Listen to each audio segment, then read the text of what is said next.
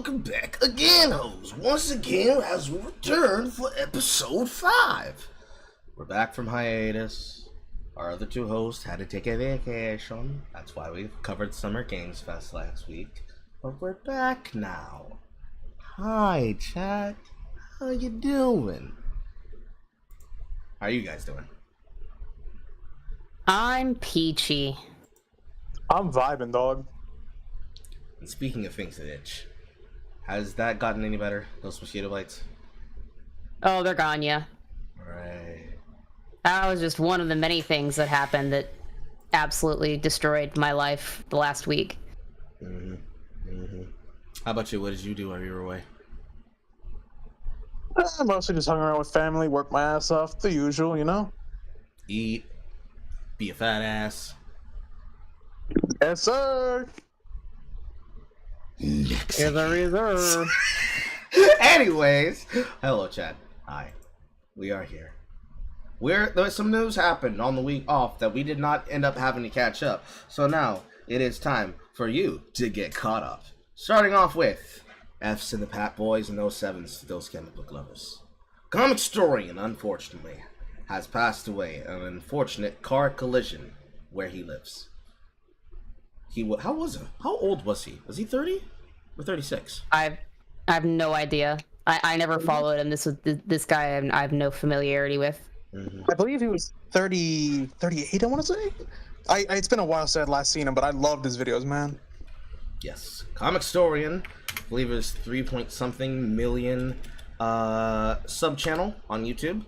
The Middle East. I want to say he's Middle Eastern because I believe he was Indian because he's got the beard. No, I thought he was American. No, he's an American born, but he like, you know what I mean, culturally. Yeah. But yeah.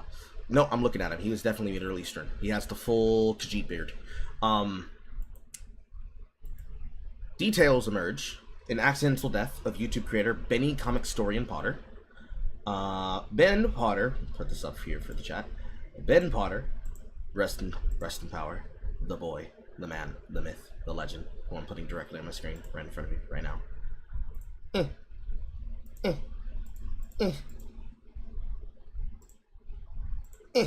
you go. The man, the myth, the legend himself. Ben Potter, the YouTube personality known for the audio dramas that he created for comic books, died in a single car collision, according to statements released by local and state officials in Colorado. Potter's death was on Saturday and announced on X, formerly Twitter, by his wife, Natalie, who asked for privacy while grieving, but indicated that her husband's work will be carried on in some capacity. Colorado State Patrol and the Fort Collins Coroner's Office both released statements regarding Potter's death at 40 years old. YouTube creator, known through his 3 million followers as comic historian, Potter had been a part of the YouTube community for more than a decade and a fixture in the world of comic fandom on the platform, regularly discussing Marvel and DC universes in his 4,000 plus posted videos. To many of you, he was a comic historian, voicing stories from across different multiple mediums. To his loved ones, he was the best and most supported individual anyone could ask for. As a husband, son, brother, friend, or even just a stranger, Ben was loving and genuine. He was someone who would listen and make time for his loved ones. He would do his best to make everyone laugh and make sure they were okay. He was our rock and would reassure his loved ones whenever they needed it. Natalie indicated that she and a team that she's working with would carry on Potter's channel in some capacity as she mourns his death. She aims to honor him by telling great stories by great people, as well as to keep the memory of our very own superhero alive. We support each other on everything we wanted to do, and I'm not about to stop now. Others in mourning Potter's death included Ice Cube's son, actor O'Shea Jackson Jr., and comic book author Scott Snyder. I'm still taking my break from Twitter for personal reasons, but with the news that I just have got to come back to say something. Rest in peace to comic historian. I'm heartbroken to hear this news. One of my favorite follows on YouTube. Thanks so much for your work, man. I was a huge fan. Schneider wrote, completely stunned and deeply saddened to hear this. Manny's love for comics, was infectious and amazing to be around. My sincere condolences to his family. Potter posted his final video, Why DC's Reboot Beats Marvel, on Friday. So, my dear boys, let us get F's and 07s in chat and on Twitter. Hashtag Hail Comic Historian. Sad news. Sad news. Okay.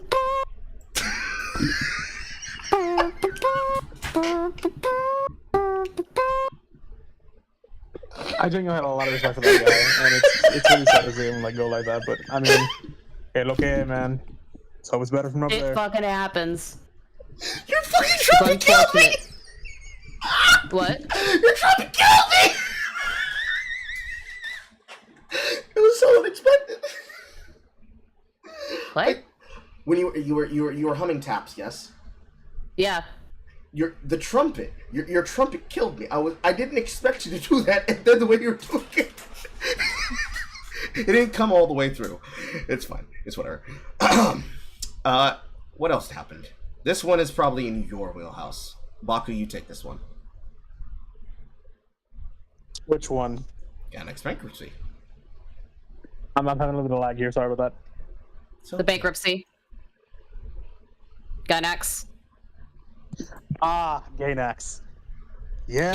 Gainax. Speaking of death, it's with unfortunate news, or lack thereof, that I bring you the demise of Gainax. Unfortunately, the company that brought us Evangelion in the anime form that we all know, among a bunch of other really good-ass shows, is dead.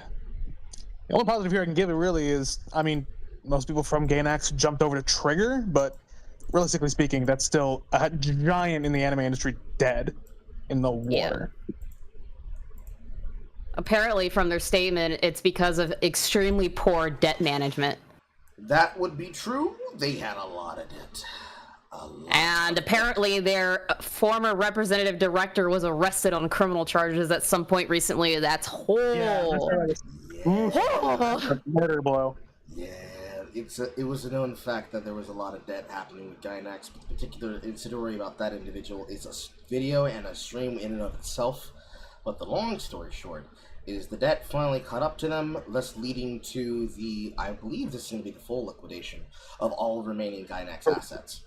Yep, everything went back to their original owners and authors, creators, whatnot. Correct. It's Which sad. is good. It's a Luke bittersweet warm situation. Yeah. On one hand, man, but at the same time, it was a walking zombie corpse that finally got put out of its full misery. All Yep. the life that is in Gainax already lives again at Studio Trigger, so you didn't lose anything in that capacity. To say that It's not gone, it's just the original giant has been dead and it's no longer walking with us. I mean, that's what I'm saying. It was a zombie. It didn't. Gainax itself, as a name, is now just like 4Kids. It had its place. It had its time. It had its heyday, and now it is dead and buried and can properly be grieved and mourned and cherished and waked and remembered. Instead of people having to say, "Oh yeah, Gainax, that fucking shambling thing." Yet at the same time, it's good that the rights are now released back to the original authors and publishers and creators, because that possibly now opens up the opportunity for those projects to now have continuations, sequels, blah blah blah blah blah blah blah. And then on the other hand, if anything, it will probably lead to a small little revival or a small little boon of people who have never seen Gainax products to see Gainax products and then making them into Studio Trigger fans. It's a good thing all around. It just feels bad to hear. It's like hearing about your local Blockbuster going out of business. Oh, fuck, man. Yeah, it's how are you still alive, but also holy shit, I hate to see you die. Yeah. Yeah. Yep. Sad to see. And now, this one, the Adobe controversy. This one is the reason why I pirate most of the programs that I use. But why don't you take this one? This is all you. No. Oh, this is really bad. So apparently, Adobe has decided that it would be a good idea to change their TOS. How did they change their TOS, horror? Well, they basically require you to agree to them having access to any and all content you have associated with Adobe and the Adobe Cloud. In perpetuity. In perpetuity, yes. They basically can invade your privacy so that they could monitor creds. for illegal content. realistically, this is retarded because they already have a paid subscription service to begin with anyways. So the basic way this would work for anyone, even game developers, is I give you my money and then you fuck off. Because why do you need to know what I'm making? Unless somehow I have created a means to create illegal things using a picture editing software program, there's no reason for you to care. Like After Effects, Photoshop, the plugins that work in the extensive image library and laboratory add-on plugins for Blender and other such programs inside of the Adobe suite. You don't need to know what I make. But you see, it's the in perpetuity problem. Because they want money. But you see, it's not just, I want money, Chad. Or tell them the other part. Tell them the really wild part. What do you mean? Oh, you didn't know? I'll tell them. They're using it to train the AI. Well, yes, they're using it to train AI, so obviously, we're right back there again. Damn you, technology! But no, that's not the worst part, Chad. The worst part is that they want to have rights to your work in perpetuity because they believe they're entitled to royalties from your work in perpetuity. Carl, what does that mean? So you guys know how actors don't want their iconography to be trademarked and copyrighted so that it's owned in perpetuity? Let's use the example from the last topic that we covered concerning AI and property and creative rights and human rights. Scarlett Johansson didn't want the ChatGPT creators to use her as the basis to train their AI and to associate it with her likeness and her voice because they would own her voice likeness in perpetuity. Meaning, whenever she does anything involving anything to do with voice work, they could just take it, they could have it, they could use it, and they could benefit from any work that she does. So if she makes $100, no she doesn't, she makes less than $100 because they own part of her property rights for her voice and use it in perpetuity. Now, take that concept, apply it to a whole work. Riot Games, Arcane, did you make anything concerning Adobe products in their suite? Well, guess what? You had a $500 million boon to your company? No, you didn't. Give me 75%. That's the reason why everybody's fucking annoyed. Because I ain't ever touching Adobe. Straight up, dog. You in chat, do you make pictures? Do you make art? Do you do editing? Do you do software? Do you make thumbnails using their software? Congratulations. They now have ownership rights to all of your work in perpetuity. And they're going to use it to train their AIs. It's going to get data scraped by art-stealing bots. It's going to get put on t-shirts and you get no means to the proceeds. It's going to be used in campaigns for promotion companies and brand deals, and you have no rights to be able to argue. You don't even have the right to arbitration. They own it outright. Even if you use it in your own official capacity, they also get to use it in their own official capacity. And you don't have the ability to tell them no. That is I'm going to tell you guys thing alongside Chad. Okay. I didn't expect to have to tell you guys. Uh-huh. I have to come out and be honest with you. This thumbnail we used. Yeah. I didn't touch no Adobe products. Mm-hmm. Went online, looked at Photo P, baby. I use GIMP. Yep. Nah, I'm too lazy for that. I open my browser up, I go to Photo P, and boom. I mean, I know the reason why, because Jay always pushes for me to get Photoshop because it's just so easy to use Photoshop. It's more standardized and more people commonly use it. But at the same Just time... use Pixlr if you really like their layout. Pixlr basically has the same layout. Yeah, I'm a GIMP chud. I'm a GIMP chud. I like GNU. GIMP is very base. But I use the programs I use, and I do what I do on the internet the way that I do it, specifically because of the morality of this particular kind of law, because it's a law. They are allowed to do this. This is legal for them to do. Because one, it's a contract, you sign it, but at the same time, it's a fucking over of the consumer on the basic level. Because of course, corporations, they have the right to do this. Granted, why would I want to give Riot Games and companies like them the rights? But this is not fair to anyone in any sector that uses an Adobe product in any capacity. This is similar to the kind of bullshit that Microsoft Office does, which is why most people use OpenOffice to begin with, or they pirate an old version of Microsoft Windows, or Microsoft PowerPoint, or Microsoft Excel, or they use the Google variations that exist on the cloud through the internet, because why the fuck are you making me pay you the rights and give you the rights to a file that you don't have any claim to make? Because if you wanted to take perpetuity of my product, it had to be a product of your mind. That's why it's my intellectual property. You don't get to have the rights to my IP just because I used your fucking program to make it. That's like as a mod editor who then created extra profit to a company by creating an overhaul game idea. That because I used it in a particular mod service, which is similar to the mod.io service I actually covered on Carl at Home, I believe it was last week or week before last, that because I made it there, you now have the right to monetize my work and I get no profits and no proceeds and not even fucking exposure, bro. But you get everything. And I get little less than exposure. What the fuck? In what world is that ever good business? None whatsoever. It's worse than the deal that you get as a streamer or a content creator with any platform like Rumble, YouTube, Twitch, or the like. At the very least, you guys take 50 to 70% of the shares. In Kick's case, maybe I believe it's 90% share. But you take the majority of the lion's shares of the profits, of the benefits, and you feel you have the right to not only fuck my pocketbook now for the license, but in the future for my proceedings? No, go fuck yourself. Adobe, go fuck yourself. How dare you?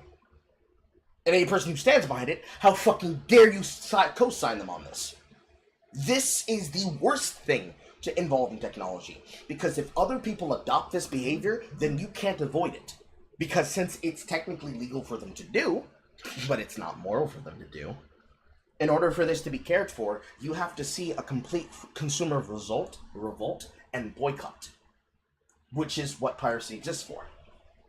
It's like Nintendo not wanting to sell their older products from older game generations to the open public, but trying to nickel and dime you through the NSO download servers for their particular ROMs that they release through each of the console generations that they existed for, and then shutting down the eShop for them. Which, yeah, products go out of service. You know, they did it to Wii, they did it to Wii U. They will probably eventually at some point do it to Switch, the same way they did it to the 3DS shop and everything else like it. But this kind of over-censorious and greedy reach for profits over people, it's baffling to the mind in a general sense. And the people who really get hit by this the hardest and the most are, of course, the smaller content creators. But it's also the people who rely on those services. Which I think the highest person who get fucked by this for After Effects, I think this would be the film industry. At least the American film industry, since we have an over-reliance on the special effects. Can I make my point about that? Go ahead. Hate it. So it was mentioned in the comments to this being released that there are people that make content or assets through Adobe that are in the industry. And their question was, so wait, you have access to my IPs that aren't even released yet. Mm-hmm. So they could be leaked prior to them being ready to be released officially. So that's right there where it's become a legal problem. Mm-hmm. So whereas it might not necessarily affect, like, say, YouTube content creators, or it might not necessarily be a big problem for that, it is a massive problem for those that are within the industry that utilize their product. Because whatever, and they are absolutely looking into it legally. Because like the extension problem spreads out like a spider crack infinitely. So let's just nail it down from what I just said about video game properties and the film industry. That's a good example. Let's use The Last of Us off the top of my head. Naughty Dog property. product that was created by Amy Hennig, that was then bogarted, stolen, and then ran off with, and then presented as though it was his own creation by Neil Druckmann. Neil Druckmann wants to create new things and new effects to use in the show for season 2, and if this guy's lucky enough to get a season 3, 4, and 5, since all he ever wanted to do was make movie games that he could then get onto the silver screen and the big screen, his assets, because he made them in Adobe, get leaked by Adobe. The products then get spoiled, and or the technique and the particular proprietary process used for the effect gets copied by a rival company, who is getting taken to court. So, someone is on the legal hook for this. Because let's say the particular season, or a particular game, or a particular event tied around the events or the lore of the game needed to be done as a ship out and a rollout on a national and then global worldwide premiere release scale because they wanted to plan it that way. They were going to make a new game. They were going to use the new game to feature the new show. It was then going to be used as a way to announce a particular selected theater release of a movie, merchandising rights, graphical updates, graphic designs to go along with merchandising. But because Wrap it up, Carl. I am. But because you made them in Adobe, Adobe decided not only do they get to have the rights to that, but if you didn't release it, they still have ownership rights over it. Ain't no fucking way they finna let that happen. I can tell you that much right now. No, it's gonna go to court 100%.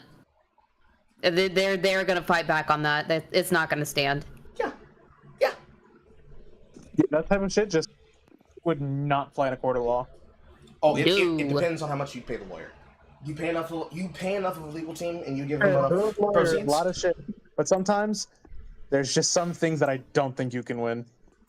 It depends on how our Supreme Court rules, because ultimately it would become a Supreme Court decision. I don't think the Supreme Court would care the way that most people would care. So it'd be a 50-50. They might see the legal proceedings, they might not. You'd have to socially aggrandize for this in order for them to really see it. And considering it'd be hurting the profits of things like Hollywood, oh yes, they will agitate. They will get their lobbyists to work on it. We'll hear about this again, don't you worry. We want to hear about this one again. And speaking of hearing about some bullshit again, there's some news in esports concerning a particular team. Or why don't you take this one? Yeah, so I'm gonna say that there's a problem with corporate teams and cucking to the dumbest of shit outrage. In particular, this time, there is an esports team called Elite Esports. And apparently, they made a comment about casual gamers that play Fortnite. Now, you know how popular Fortnite is, right? Mm-hmm. All of those people who got offended got pissy with the esports team.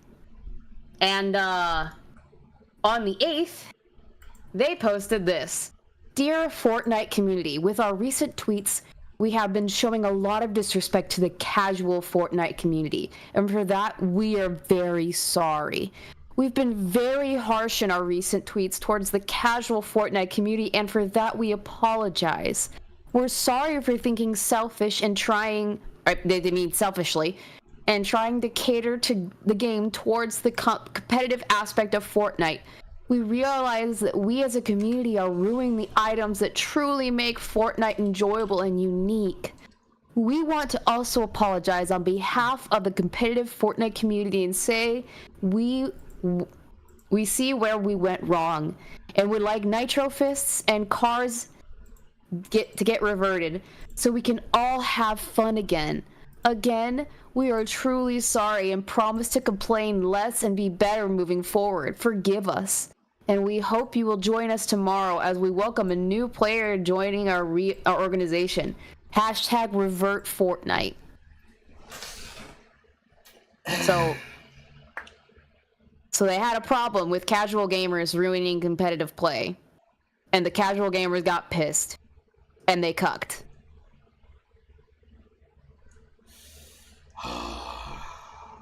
You two go. That is it, ladies and gentlemen. You two go first, because I have opinions, and I have opinions as a journalist, and then opinions as a competitive player, and then opinions as a casual player. You two go. Oh, first. I'm good. I think it's dumb. What was that? What was that, Baku? So, you started this. You get to go first. Oh, it's dumb. It's fucking dumb. People need to stop. All I'm saying is this is like several degrees of pussy whipped. Holy fuck, dog. Yup. You hate to see it. Yup. Okay, I have my opinions. All right, let's start off with the esports journalist position. In the years in which I have been on the internet, I have always had my eye and been involved in esports. Every single scene that I happen to play in tends to have this attitude, because it's the time-old tradition of the old fag versus the new fag. Or for those that don't like the kind of language that comes from the boards, casual versus hardcore / elitist. They get conflated a lot, and they're not the same. But for the purposes of this, and I'll try to keep this one brief, gamers. The casual gamers don't care about ranking. They don't care about rankings outside of, copying from the pro play. Because for some games, professional play actually structures the ideas of how the game is, quote, to be played. They watch the tournaments. They have no idea how to analyze the tournament because, if there isn't some journalist that's there with a dual screen setup to keep them permanently engaged with the discussion, like you're watching TikTok, they have no idea how to digest it. But they see their favorite player. They say, I want to be just like this player, and they copy them. They copy their builds, they copy their mentality, they copy their attitude, they copy the words they say when they're in matches, they copy their entire personality, and they make that their personality. Those players are hated by the ranked players. Because even if it's just a try-hard sweat playing on Twitch, dual streaming to Kick and TikTok, they fucking hate casual players. Because they don't care about winning. In the sense that they won't work with you to win.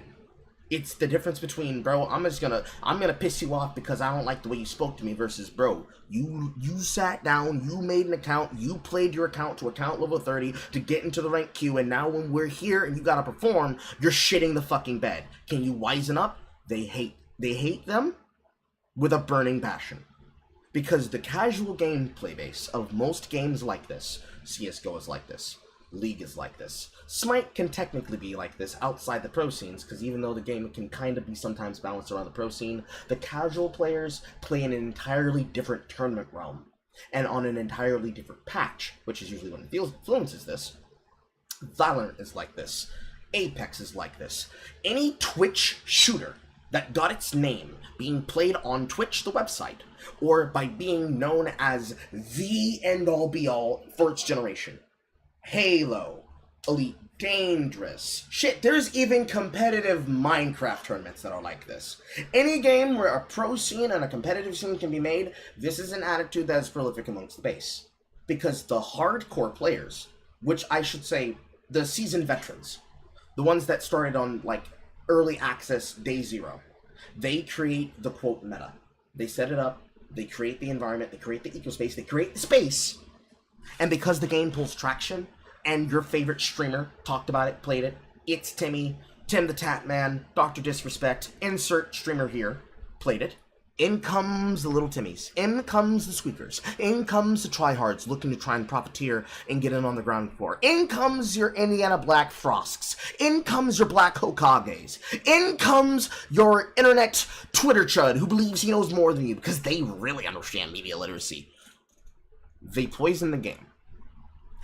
The hardcore players that play for money hate those casual players, and the casual players hate everybody because they play for their enjoyment. They don't even care that the thing exists. They're gonna ride it till the wheels fall off. Once the wheels fall off, they're gonna pick themselves up and they're gonna move on like cultural locusts to the next popular thing. They hate them. So I understand why they said it. In many cases, it could have been justified. Now, on the hardcore side, when you are signed to a team, I don't care if it's a collegiate team, I don't care if it's a challenger team, which is to say the rookie third stringers who then have to work their way through the org to become a first stringer. Then the top tier professional orgs that play in whatever capacity. Those players they are on a time schedule that you're not on. For you, a loss is a loss. For them, a loss might get them benched. A loss might make them be cut from the roster. They have a reason to care. Just because it's an esport didn't mean it stopped being a sport. It's no different than the NFL. It's no different than the NBA. It's no different than the NHL. It's no different than any professional sport that can be played in the world. If your entire career depended on a fucking win, and little fucking shitty Timmy wants to run your match down because he can't be bothered, you're gonna get upset. You're gonna get pressed. Because money's on the line. Your lifeline is on the line. I don't care what streamer it is. Because usually this is where people then say, well, what if it's Tyler 1?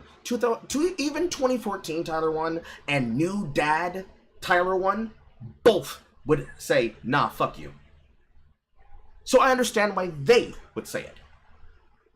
Now for the casual players, you get off your 9 to 5.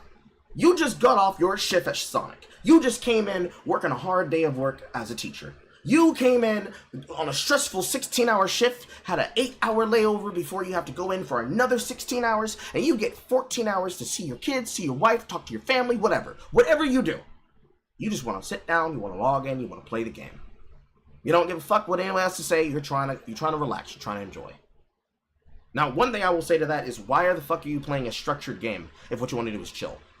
There are games that are designed for that. But hey, there's some adrenaline junkies that's their level of what they engage with. That's fine. I understand why you guys would be upset.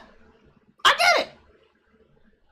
But you see, from the journalist position, this is a fucking embarrassment. If you're gonna make a statement, make a fucking statement.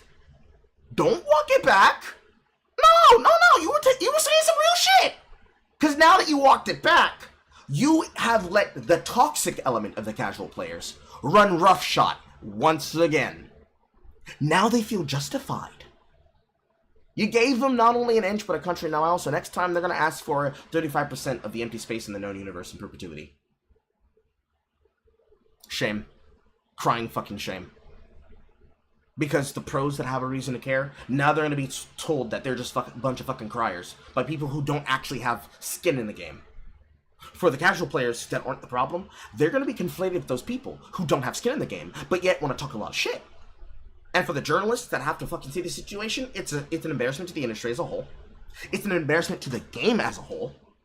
And usually the loudest members of that toxic minority and majority, they act like a majority whip in politics. The people who are really bad at the game are going to feel justified to ask for things that they don't need. So, reversions to Nitrofist and cars is because Nitrofists and cars are busted. They're just busted. It's one of the more busted forms of mobility and pseudo-combat in the game. I have watched the roommate and a couple of other people that are my friends play this game religiously. I understand the appeal. I get it. But at the same time, just like the patches that just went out for Helldivers, not all those people's opinions and changes are justified. So all over, the situation is a shit show, no matter what. In my opinion, they shouldn't have walked it back. They should have stood on their feet. Because it's a statement from one organization. You either like the statement or you don't. And if you don't like it, you don't like it. If you're a casual player, why the fuck do you care what this esports organization has to say about competitive play? You're not a competitive player. Why do you care? If you feel called out, okay, go to Reddit. Why are you complaining at them? It's their opinion. It's really weird. This is kind of in the vein of what we were talking about before we went live, but in this capacity on this subject, it's really fucking weird. Everybody needs to grow up and learn what their job is. That's my opinion. That's my take. It's dumb. It's really dumb, but it's even dumber than you think, chat. And of course, the last one. It's rapid fire. Lily Jean. Oh yes, Lily Jean we covered 2 weeks ago. Mm-hmm. There's been some updates. So since we covered her, a journalist by the name of Stephen Asarch posted an article about her. If you recognize that name, it's because Stephen A. Sark is the same fucking guy who got Discovery to make a short docuseries on fucking Onision. That guy. Yeah. So, that goes out. And then Pribbing posts on, Twitter. Yeah, on Twitter on the 3rd that she's gone and rebranded her channel and deleted 1,391,699 views worth of videos to try and poof everything. And not only that, she goes on to DMCA strike the article off of Google. Here's what Stephen A. Sark says directly. In a turn of events that isn't the least bit surprising, but still shocking, our Lily Jean story has been removed from Google search because of a DMCA copyright strike. So if you could share the article and give it some love, that would really help. She's really trying to cover her tracks, y'all. She's desperately trying to cover her tracks. And it gets worse. It gets deeper and deeper because on the 6th, 3 days later, after she rebrands her channel, Primink receives a copyright strike on Discord for posting a link of his video in his own Discord server. And it's the Lily Jean video, specifically. So, somebody from Lily Jean's camp, either her or her mother, got into his Discord server and struck the link as copyright infringement in Discord. Which is fucking crazy, by the way. How much effort you have to go through for that. Insanity. Absolute fucking insanity. But we're not surprised because it's Lily Jean. However, there is a silver lining to all of this. Because we've got an update from YouTube. As of the 10th of June, Primink posts this. 2 weeks ago, I got in contact with YouTube and their internal investigation team concerning the copyright claims made by Lily Jean and Laura Truman. They spent this time reviewing every single claim that these two had made for signs of abuse. This led to the reinstatement of numerous videos and the removal of strikes from affected channels. Moving forward, the investigation team remains on standby to review any new copyright claims from Lily or Laura to prevent further abuse. If anyone encounters what they believe to be a wrongful copyright claim in the future, feel free to contact me and I'll escalate it to the team for review. The repercussions taken by Lily and Laura were not disclosed to me because they are a legal issue at this point, but I will say that YouTube v. Brady was referenced.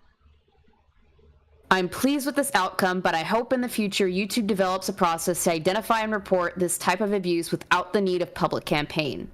I also hope that other platforms take note and implement measures to prevent this form of abuse as it still continues elsewhere.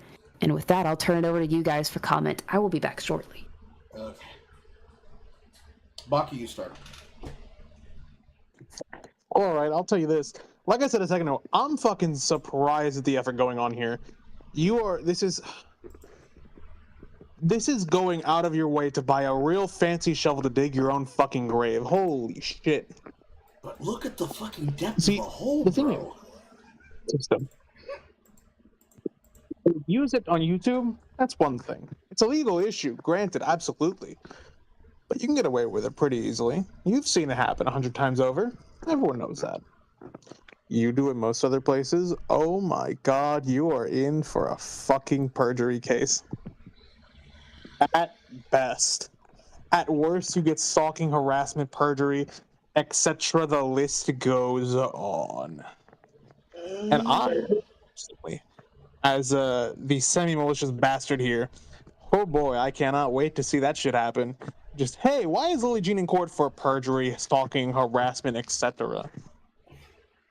You see, for me, I'm very giddy about this because this is in the exact same vein of what Illuminati's decided to get her little fucking butt into. Which, for those of you that weren't there for that versus chat that we covered the other day, well, in the case of Blair Zahn, the basic white girly who likes to dye her hair blonde, permanent platinum blonde, she decided to fry her brain so bad with the fucking box braid dye that she decided to get a federal worker of the U.S. Postal Service who serves people their legal papers to send them to summons for court to falsify not only the electronic signature as well as the affirmative testament that they delivered it to the person who was meant to receive papers, in the attempt to cause a summary judgment as a default standard for not answering the summons to court, but also further criminalizing and attempting to create a criminal process trial for civil proceedings, not just against the employee of her company, Pyramid, and the people around Sad Milk, but also, of course, including Oz Media and all the other people who were a part of her friend orbit that either used to work for her or, in Oz's case, was her ex-boyfriend. All of this, of course, as we discovered in that stream, leading to significant levels of stress that then caused Oz Media and his current partner to suffer a miscarriage, upon which she was then given the ultimatum of drop the case and let's try to settle this shit, or I'm gonna fuck you in court, upon which we have confirmed proof that she has not taken the settlement and she's gonna get fucked in court.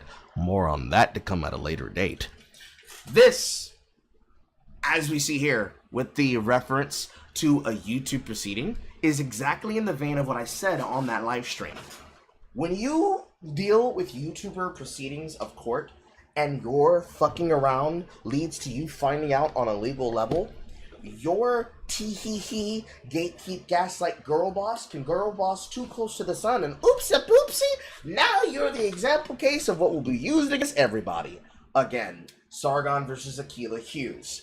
The H3 Productions versus that one guy who nobody can remember the fucking name of. Other such YouTube cases, especially in the case of YouTube versus Brady.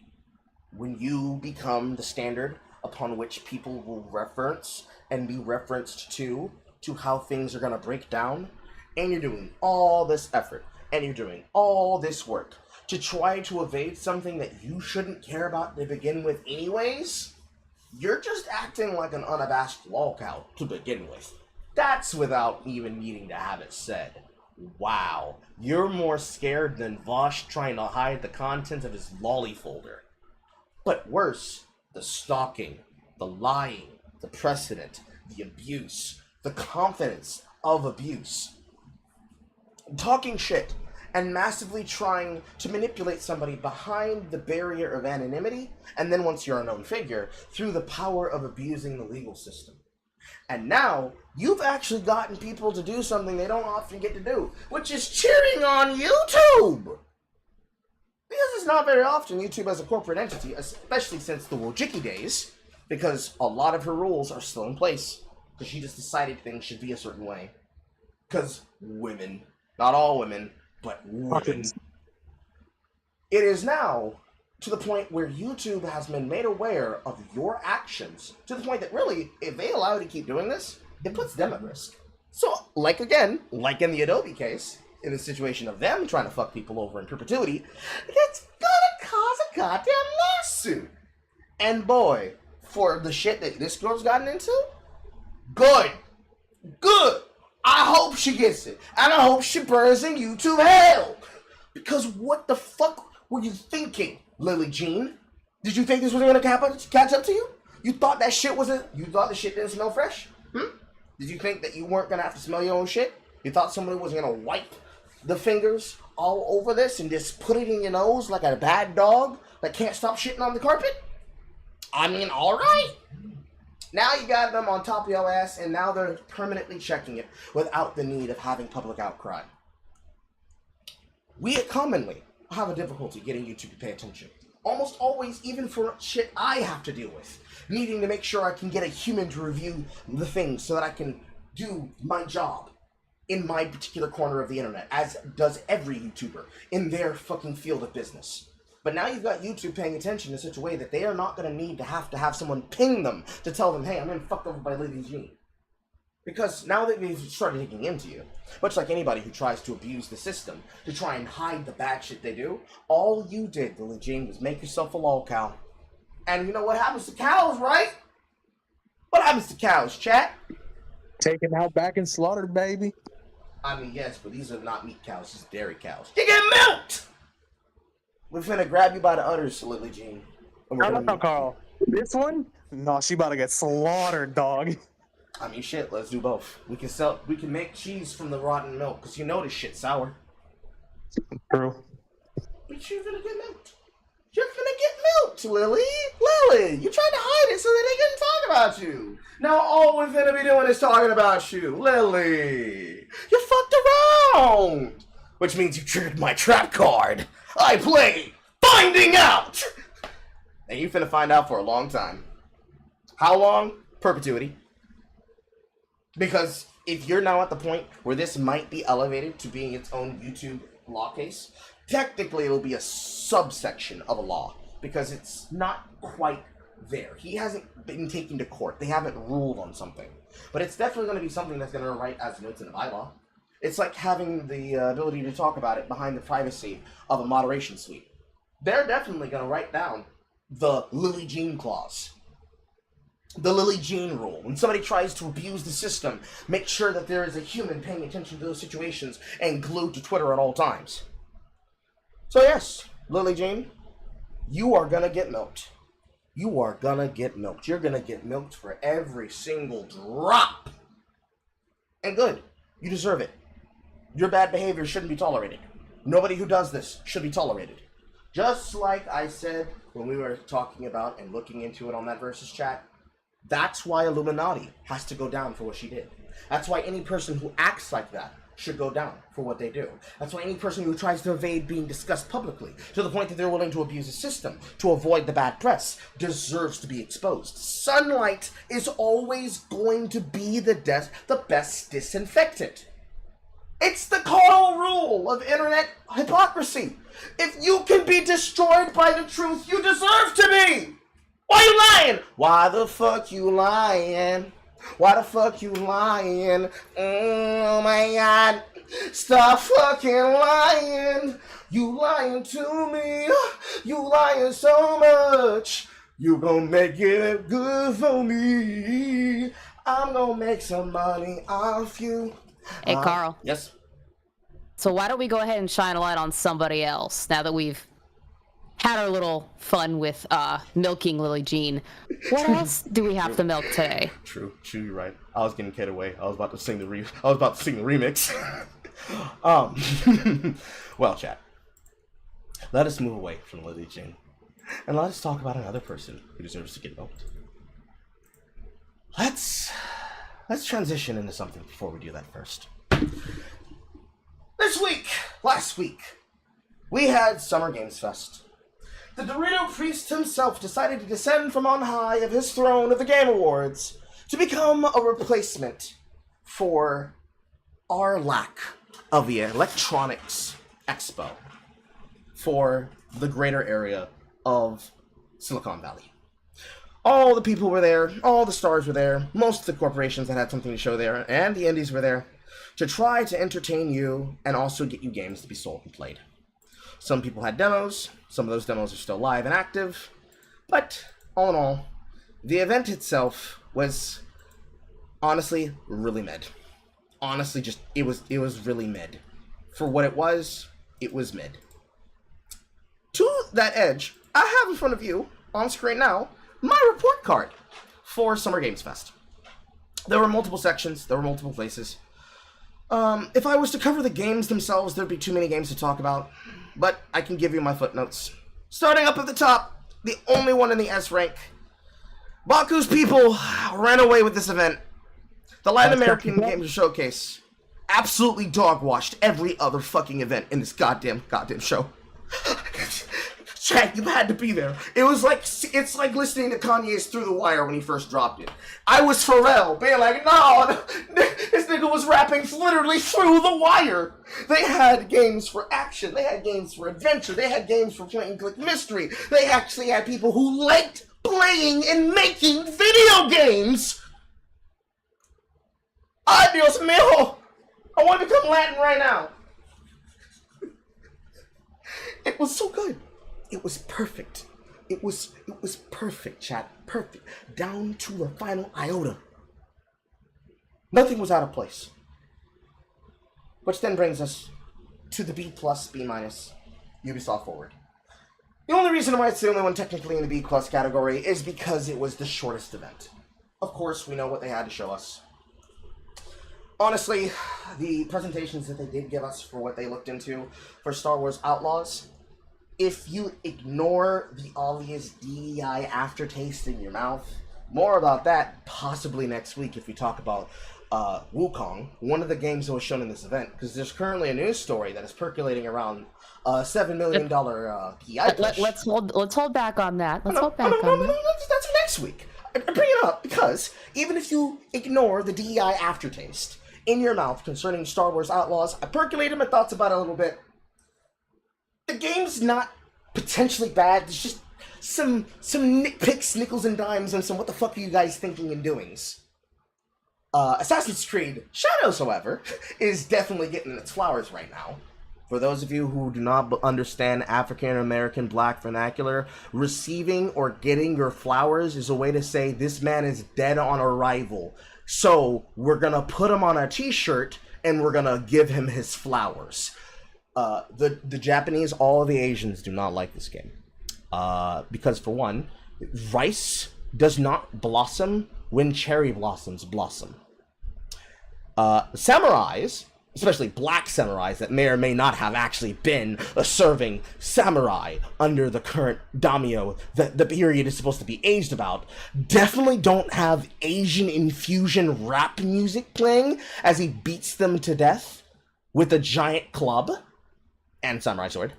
The gameplay footage should definitely not be the black samurai whose strength and the female kunoichi shinobi ninja representing the nimble and quick assassin. They really hated that one.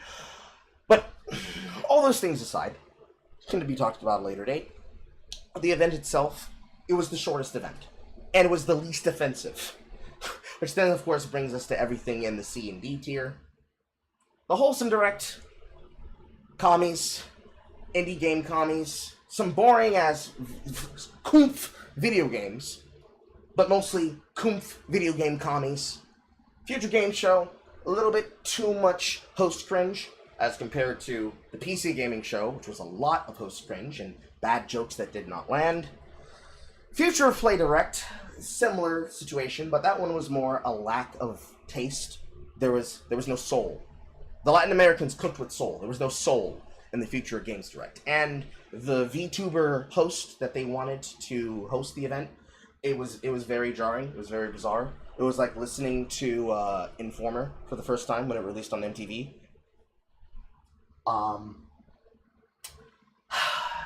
What can I say? What can I say about Xbox Showcase? Totally disagree with where you put that, by the way. It's my personal opinion. This is not the affirmative. Dog, I'm not gonna lie. Look, you already disagreed. That's fine. I'm gonna hold my opinion. But what can I say about Xbox Showcase? I know what I can say about Xbox Showcase. Yeah, I'm day one with Game Pass! I will agree they put that up there way too often. Yep. That's what I will give you. I did not appreciate that 89% of the games, if they even released in the next 2 years, because most of them were 2025, 2026, a good majority of them, including the one that I was really interested in, the 5v5 rule game blending shooter, Fragfall, I think it was called? Frag something like that. It's releasing next year, and even if the game itself was not being released on Game Pass, in the case of Assassin's Creed Shadows, or more specifically, the one that they tail-ended at the end of the showcase, which was the deep dive into the Call of Duty Direct, straight from the slave minds of 343, Raven Software, and Treyarch.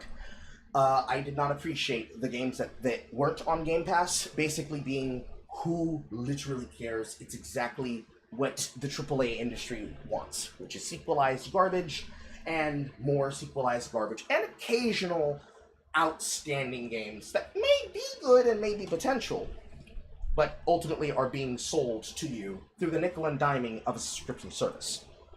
Through the desire of a digital-only manifest so that they don't have to worry about making physical releases, to then increase their overhead profit and to decrease the overhead costs that would be associated with physical media, thus stealing from you, the consumer, the ability to own a physical game unless you're willing to pay a $600 premium for a 2 terabyte edition of a disk drive system, whereas all the other disk drive systems, from the words of the person we got from chat, were between the prices of $250 to $350 for the Xbox Series X and S.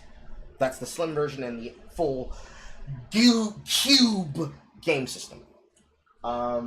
Regardless of how you rate that event, that's itself, to me, as I said then and then the last time we spoke about it, is to me, as a game developer, the very essence of the rot that's killing the industry. And of course, on the bottom, the woman's-led Summer Game Fest presentation, and then the first day kickoff for the Summer Games Fest itself. In the Game Awards Dorito Priest fashion, way too many celebrities, and outside of the Blumhouse, which the Blumhouse presentation for Blumhouse Games, I believe Horror Cooned. Yes, I am more than excited for that shit. Yes. Give me that and give me Doom. I will be the happiest of campers. Mm-hmm. I'll make the band camp on this one. That Skull Shredder gun, oh my god. Bro. The fucking Saw Shield. Yes. The caps for the Saw Shield, it went so hard. Yes. I said it when I saw it. This brings back Ryguard. Ryguard go hard here. Okay. For the kickoff event, in its totality, very bland, but then again, so is the Game Awards. The outstanding situations, of course, was the presentations for the games that were being widely awaited. In my case, Monster Hunter Wilds. There should... Actually, no, it's probably off now, because it was probably till the 14th. Yes. So, if you don't get it by the end of the day, I think, let me look at that concurrently for you, chat.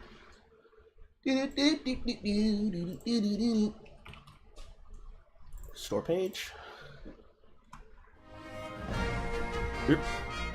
Pause that.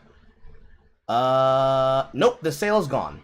So it literally ended exactly at midnight when it rolled over to the 14th today. So if you did not get that 67% discount on most of the Monster Hunter World games, I believe it was like 86 for Monster Hunter Rise, and then 67% for Monster Hunter World. If you did not take advantage of that bundle when the Game Awards was running, you are shit out of luck. It is now back to full price. But for those games that were being expected, and for those games that were then being sold at those discounts, especially for the people who were tuning in and wishlisting concurrently, my wishlist literally grew from like, I think 27 games to 109 games. There was a lot of games that were being featured, some of which were good, some of which were of potential, and some of which might be a 2-hour refund. We'll see when we cross that bridge, chat. But the event itself, in my totality, in my opinion, this was my rating for the event. A lot of wind signifying nothing. And that's not even having to involve empty signifier. But, unfortunately, chat, I tell you this to then prepare you for something that was retarded that happened during this event. Let's give some context, though, Carl. Let's give some context. Okay. There are some gaming journalist companies like IGN and GameSpot that tend to have pre-shows and after-shows. Yeah. And on the after-shows, they like to bring on guests. Yeah. For night one for GameSpot's Giant Bomb at Night, who did they bring on, Carl? Well, chat, I believe you know them and you hate them, so I'm just gonna go ahead and find this file for you really quick. And, I apologize, but I do not apologize, but I apologize, but I do not apologize. I'm just play you the clip. I'm just play you the clip. I'm just gonna play you the clip.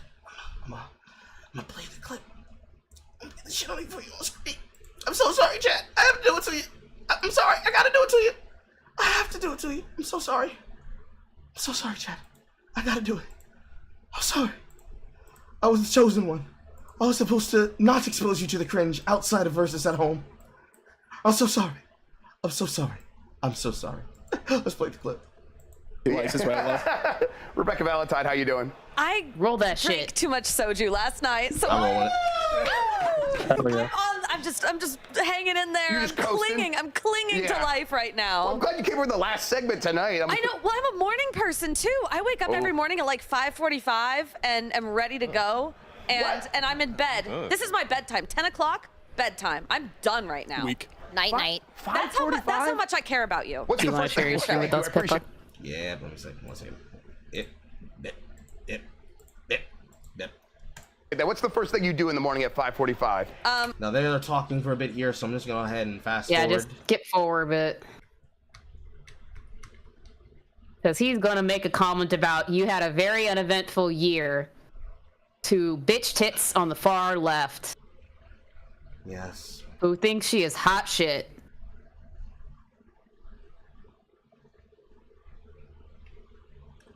Right there. In gaming. I mean, okay.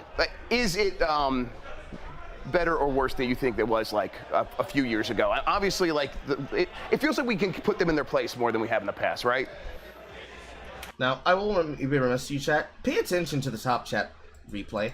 Because, of course, there's the live chat replay and there's top chat replay. The top chat is basically a censored version of the chat room. And the live chat is what's happening concurrently. The chat was not feeling this shit. You can see this on the downvote itself. 218 to 371. By the end of it. Yes and no. We're in a weird spot because, like, I think Twitter, like a few years ago, was like a good space for organizing and, like, I don't know, it just like it felt like a space that you could have conversations in that were like pretty well policed. And now, you know. Keep in mind, people, old Twitter, where you could have your life ruined by Media Matters and other watchdog organizations that specialize in harassing, attacking, and then litigating and then crushing people who can't defend themselves underfoot. A platform. So basically, we don't like that they stopped us from harassing everybody, and they won't stop the people who are harassing us anymore. Yeah, because it's Elon's site now. You know, I've reported thousands of tweets that are like, we didn't find anything wrong with this. And it's like, they're telling me they're going to kill me. I'm like, yeah, no, sorry, we're not banning this one. So that's a little frustrating. But I do think, I think it's probably technically better, although it doesn't feel Imagine it wouldn't, No, it doesn't feel better. But, you know, if anyone's going to deal with it, I'd rather it be me. Yeah. I was about to say me too, but Now, in her opinion, I will try to play the devil's advocate. I really shouldn't, because even the devil would be against you, Alyssa. The devil likes good morals. He wants to corrupt people by telling them, listen, I got good morals, I'll get into heaven that way. You're not even on the devil's level, bro. Lucifer will burn you.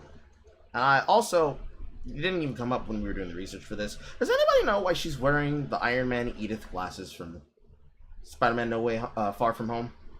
I have no fucking idea. Like Eve's glasses. It's a very interesting style choice, honestly. I mean, So are the cowboy boots, but of course I'm not looking at your fucking feet. I can handle it. Yeah, Most of the time, yeah, I can handle it. Yeah. Ethan, how you doing? Wonderful. I'd love to hear it. Yeah, She's so Probably skip some more. Friend? nice work. Yeah. I don't know, man. I've been here for like. See, gay scenario of America, apparently. I mean, I've been here so much. I was in LA with one Alex Mercante earlier. Whoever in the her year, stylist is, they need to be fired. And I bought in back to Mercante stock, and my returns. I mean, all of them will really look bad. I don't know why fucking the interdimensional nega cousin of Heel vs. Babyface here is wearing a Taylor Swift Swiftie uniform, but you know.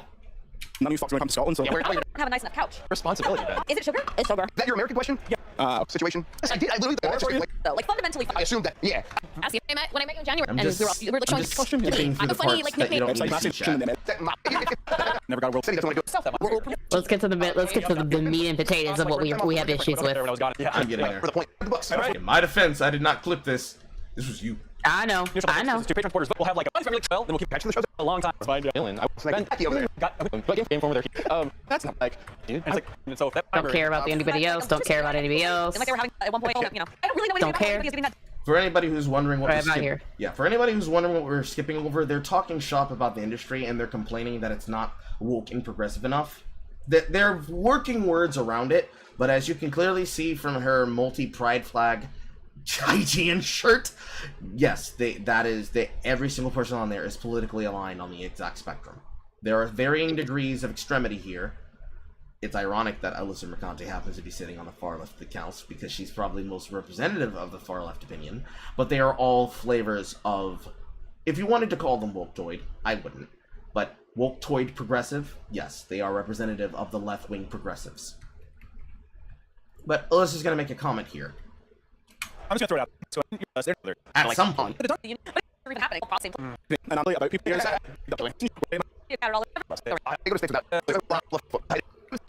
Like Sony will be back in People around if you're going to be a little bit loud. but you don't see that for a long time. We don't see that for a minute. There we go. And we want those Doritos games back in There we go. USA! USA!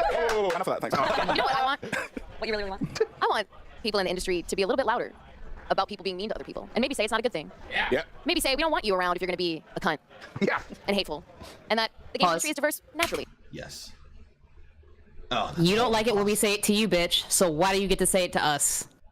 well, because she's sitting on the couch next to all the people. She's validated. Actually, this is really great that I had this screenshot here. Chat, look at this. Look at this face. Look at this photograph. I look at it, it don't make me laugh. I'm not entertained. No, I hate everything. I'm looking right here. No, don't you look at this man staring at her folds. He's hard to say. He's fucking chapping. He's gooning. He's gooning. The chat, this picture right here. This picture is emblematic of the reason why Alyssa is here. This man looks fondly at her as she castigates literally the people who pay the money into the industry to give them a reason to exist and thus their paycheck. With her fucking tooth overbite bigger than Timmy Turner's. They're co-signing the hateful shit that's coming out of her mouth right now. They feel nothing wrong with what she's saying. But you see, she's talking about the chuds. They're not chuds, so why would they care? But this right here is emblematic of the greatest issue and problem that happens in the industry. Knock on fucking wood. Right here, just like it was with Indiana Black saying it on on G4, on their revision of Attack the So, while being co-signed by Black Hokage and The Completionist and Adam Sessler. All those people who monetize your hobbies for years saying we care, only for Adam to then say, fuck you all, I never cared, I hated all of you the entire time. With Indiana completely leaving games industry as a whole, which, granted, in her case, she was abused by Riot Games. But then she became an abuser and abused other people.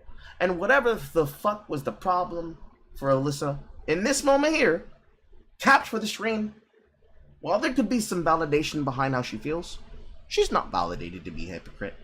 But it doesn't matter. She's amongst friends. So she feels comfortable saying this shit. We'll continue. And simps. And simps. I'll bet you he's the first person that's going to subscribe to her OnlyFans when she decides she doesn't want to make guides anymore. Of course. Because as it should need to be said, as many of you should be painfully aware, but we're going to say it again because it's really funny though. You would rather sell your body than the product of your mind. You would rather sell your nudie pictures on the internet and try to make money off of horny johns, men that you already hate to begin with anyways, with the tattoo on your body that you claim is a quote about Animal Farm, but is really your hatred and misogyny towards men, which then questions why would you make porn for men? Because if you're making OnlyFans, unless you have a really big sapphic lesbian base that funds your money, which I don't think you do. I'm surprised that you make money off of being the senior editor at Kotaku. Yeah, it's got to be the guys paying for it, but the guys that you hate are also paying for it so that you can live a comfy lifestyle, not doing the work that you have to do, the little amount of work that you should have to do. That's crazy, girl. That's crazy. But I'm gonna let you finish. We have to let you finish. Not because anyone's making them be diverse, because the world is diverse, you stupid motherfucker.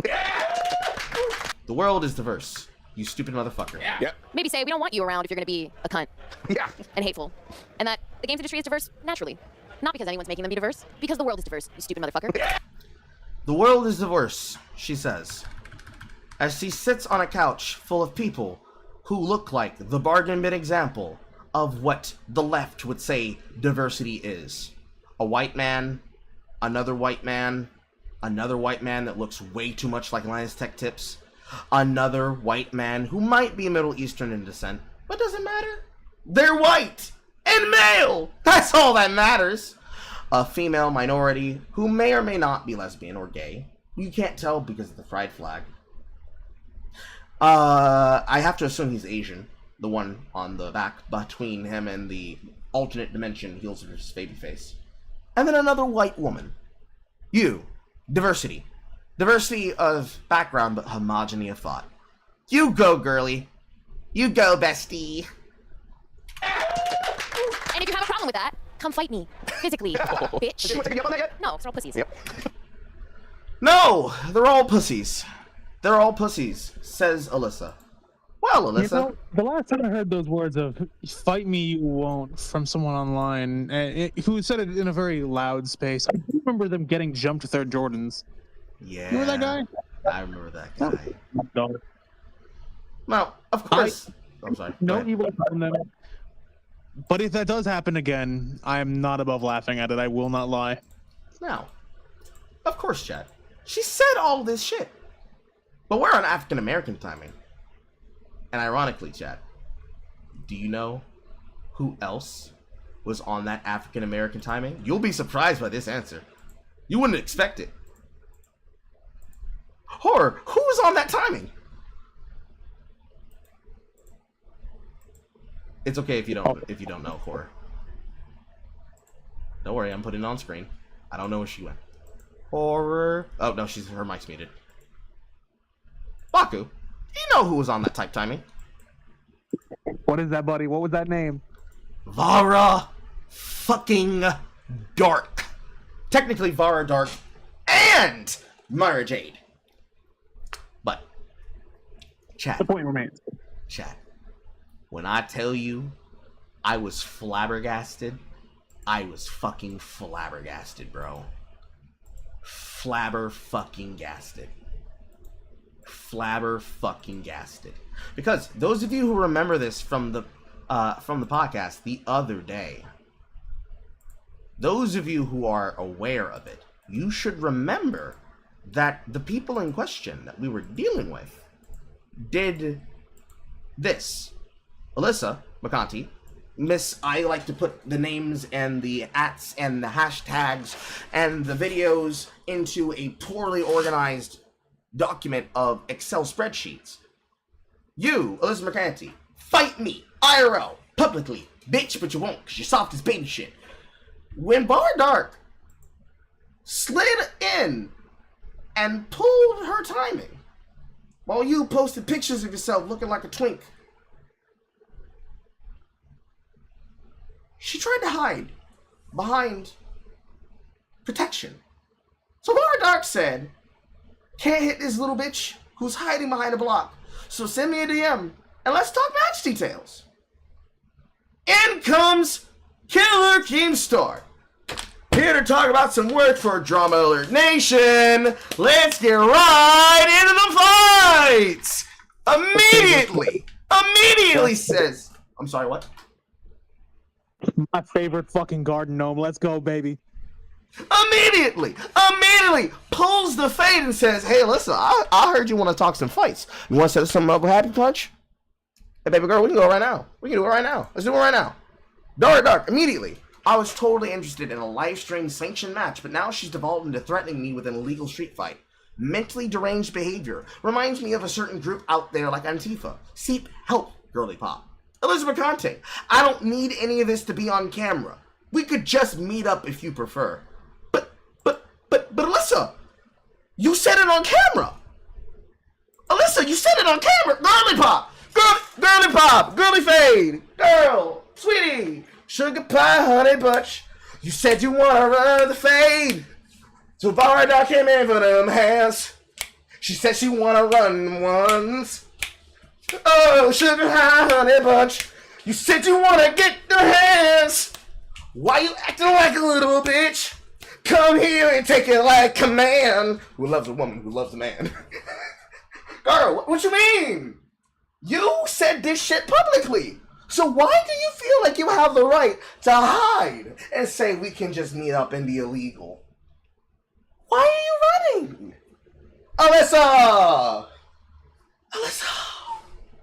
Alyssa, girl, why you running? Why you hiding? Come out. Stop hiding. I love fucking around and finding out, and this is one of those occasions, dog. And of course, at 3:08 on June the 11th, Alyssa McCarthy would then tweet, Weird how you want to make money off me when you already do that. Weird how you only want this to go to one charity when money can be raised for payroll. Weird how you want me to organize it when I have a real job. Wink, wink, wink, wink, wink. That requires me to actually generate content. Harassing people on a live stream on day one of watching Summer Games Fest is content to you. Okay, girly pop. Rather than use other people's. Weird how you haven't responded to me, but she did. She literally said you had her blocked. Why are you lying, Alyssa? It's public knowledge. You have me blocked. You have a lot of people who've called you out blocked. It's what you know for doing. You decided to learn from the Steve Shives and Boulder Boy method. Peacocking on social media, she says. I'd fold you like a lawn chair and you know it, she says. And of course, Flower Doc said, bitch, I'm come and get these hands. And then she showed all of her martial arts awards. Boys and girls, it is very rare that we see an example of somebody fucking around and finding out in real time. You were fucking all that good shit. And then they walked up and metaphorically threatened you in your bird chest. You're suddenly scared, Alyssa. Why are you? Why are you scared? Why are you terrified? Why are you running away? Because, of course, that's not the only person who offered. More people offered. We can dig into it real quick. This video, of course, coming from the Trent Report, who covered this directly. Go ahead. Why are you running? Go ahead and get this on screen for you, chat. Don't you worry, I'm here for you, baby. Let's talk about this one. Alyssa Mercanti has challenged YouTubers to a fight. That challenge has been accepted by a number of people, the most prominent being Vera Dark. And after Dark accepted the challenge, Mercanti has run away, making it clear that she had no intention of actually fighting, and she is all words, all bluster, nothing to back it up. Before we get to this, I'd like to ask you, please hit that subscribe button, hit that bell for notifications so you don't miss any of our future videos here at the Trent Report. Wrote this up over at thatparkplace.com, and Alyssa Mercanti challenged YouTubers to a fight. She issued this challenge on an appearance at Giant Bomb and shared it to her account on X. Let's take a listen. That's even worse. You said the shit publicly on Twitter, and then people came for you on Twitter, and you called them pussies. So you're a pussy. You are what you said, yet you are. Cool. I want people in the industry to be a little bit louder about people being mean to them. Interesting if the actual game industry started condemning her, wouldn't it? I want you around if you're going to be a cunt. Yeah, playbook, which makes it clear that they're indeed trying to force this into their developers and all of their third-party developers as well. So this is very well documented. It is indeed being forced. No. Isn't that weird how this guy asked, has anyone taken her up on it when she literally Vera Dark posted, luckily winner gets $1,000, loser has to put up Mercanti who's hiding behind the block. So send me a DM and let's talk match details. She had let's do one better and laid out publicly, winner gets $1,000, loser has to put up content publicly announcing their loss, an article from you, a video from me, and 3 months for a venue and train. Mara Jade also wrote challenge accepted, sweetheart, and then she shared a photo of 3 first-place trophies in judo competitions. After Dark accepted the challenge, Mercanti attempted to position herself as tough, running on this. Girly pop, have you seen me? I don't even need to train. Sharing photos of her selfies from the gym. She then also appeared to entertain the challenge. She says no prize money, charity only. You can't stream it for your bigot viewers. So obviously, Alyssa Mercanti continuing to attack and slander people. It's really ironic in the fact that she will try and position herself as some kind of moral paragon a little bit later on here. It's really weird because when you really think about this in context of who she's trying to become, as she tries to become the new Adina Sarkeesian, the new Zoe, Chelsea Van Valkenburg, Quinn. Not even they were this on the nose, girl. Subtlety is supposed to be good, but you know, it's your choice. It's your choice. An internet personality Keemstar, aka Daniel Keem, he runs a company called Happy Punch Productions. That's entire purpose is to organize and promote influencer boxing. Approached both Mercanti and Dark to the match. Mercanti made it clear she had no interest in backing up her words or engaging in an actual physical fight. It's ironic, right? It's almost like we saw this coming. Keemstar posted this, dear Alyssa, Mercanti and Vera Dark, Happy Punch will help set up your fight. And then she promptly replied this, not giving you any money, thanks. Well, clearly she didn't want to actually fight. And then she doubled down on this excuse multiple times. At one point when Keem said, why would you give me money? She said, you would earn money from this and I dislike you. And then he went on to say this, I would not earn money from this, I haven't earned any money from setting up any fight in the past, and I've set up many. As far as you not liking me, okay, I don't even know you, but fellow creators asked for my help in setting up this fight, so I'm down to help. And she replied, so the promotion, the refereeing, the security, how do you pay for that? Who earns money from the ticket sales? If all the proceeds from this event go to approved charities, that's a different story, but no morally corrupt person is making money off of me. Hope that's clear. See, she's trying to position herself as some kind of moral paragon, when it's very clear that we know she's not. She's a liar. She does a lot of immoral things. We're going to pray for her that she will eventually stop all of this stuff and accept Jesus Christ into her heart. But that doesn't mean we will not call out her lies and continue to expose the immorality that she's doing and use her as an example of someone we should not be emulating. She continued to try and position herself as this moral paragon when her actions clearly have shown that not to be the case. She wrote this just this morning. I'm not a YouTube rage peddler. Vera has already been using me to make money and get views. She's not doing it for this. It's ironic given the fact that Mercanti is literally blue checked on X, so she's probably getting paid for all this engagement as well. If you want to box for a cause, not the further boost your disgusting little corner of the internet, which I mean, she's literally trying to obfuscate them. Like, she's the one who challenged people that have differing views from her about the forced diversity happening in video games. Dog that bitch. To fight her. And now she's upset that people that actually have accepted that challenge, that have these views because they're true, are actually doing this. They're actually challenging her. And now she's trying to say, like, oh, you can't actually do that. And no, another one of your rage peddlers can't host either. I'll fight her in a gym anywhere. So she literally just wants to try and claim to be victim. Oh, it's no word, baby. It's no word, baby. My husband is sick, and I had to do what I was put on this earth to do because he's hungry, and make Daddy a sandwich. Oh, it's time to do the chat! Oh, banging. Someone clip that. This message has been brought to you by women. They know their place. Based fucking women. She's choking me through the internet chat. She's choking me. It's deserved. But it's no words. Don't worry. I've carried through. You didn't mention. As a gentleman, as a very kind man, if she wants to say something like that, I think it's well within her rights to do so. I just counter with, if you need a challenger, I'll gladly be the one to do it. When and where, motherfucker. Mm-hmm. Yep. Give you a good clean fight, and I'll let you choose the charity too. Well, I will. She won't take it because she's a bitch. Yes. We'll get. Trust me. We'll get into it. I just want to let the clip finish playing from the Trent Report. Subscribe to the Trent Report if you haven't, and go to the comment section on this particular video and let him know we covered this on the Fried Chicanery podcast. Carl sends his regards and his wave care products. Get them waves on tight. Get them waves on tight, Trent. We gonna get you a do-rag, big boy. Just some blue magic.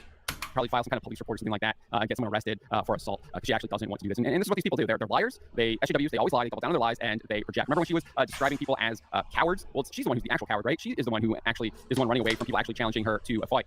Nevertheless, she says, this isn't about clout, it's about what's right. No, it's not. It's literally about clout and attention for you. That's clearly why you're doing this, and that's why you are now refusing to actually fight. I crossed that girl up faster than she can make a thumbnail with my latest selfie. So again, trying to posture herself as being courageous as she is running away. Literally cannot make it up. This was all, and then she added this in another follow-up. This was always just another way for her to farm engagement, as proven by the fact that she never responded to my DM. She saw, remember, it was Melissa Mercanti who posted the video. It's a way for her to farm engagement. She said it. She said what she said in the comfort and the security, and probably the security detail of IGN and GameSpot and Giant Bomb.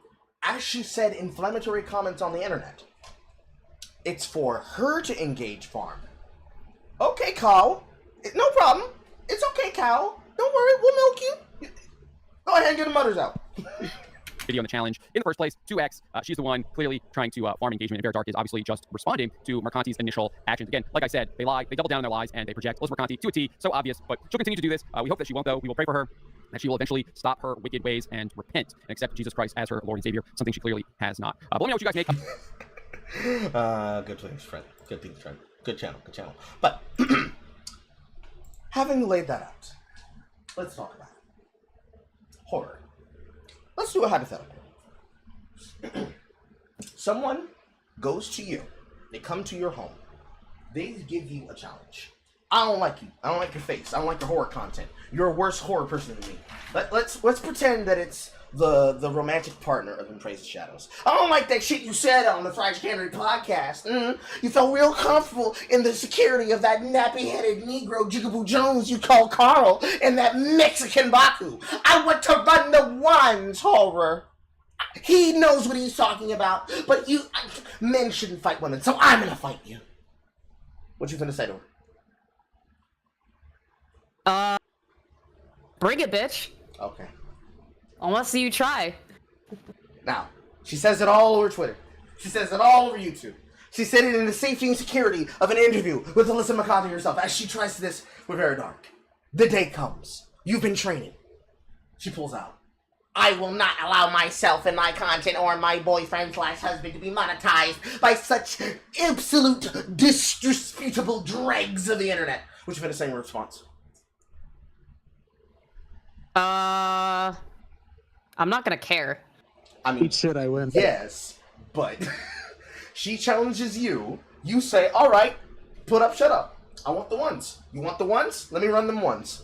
You want to cash that check? No problem. I take cashier's checks. Finna cash that check with your ass. You are in the ring. You've got the hair braids. We are playing your theme music to the arena. We've got all your favorite wrestlers, all your favorite superstars at the ringside to see you beat this girl's ass. And she don't show up. Outside of not caring. Then that makes me Andy Worski. True. It is definitely fucking Andy Worski versus Tonka Saw. But on top of not caring, what else would you say? I fucking won. Mm-hmm. Yeah. Check it off. That's a win for me. Wanna know, bitch? So, like I said, So,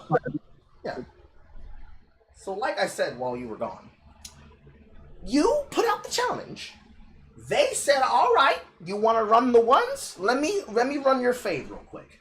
And all of a sudden, you said, "No, actually, I don't want to get gagged. I don't want to get bobbed." But you're posting pictures of yourself stretching. You are posting pictures of yourself flexing. You are the one making terroristic threats. You're the one saying, "Hey, if you want to get on some real type shit timing, we can run this in the streets." You did that. You said that. You behaved like that. Put it up on the screen again for you, chat.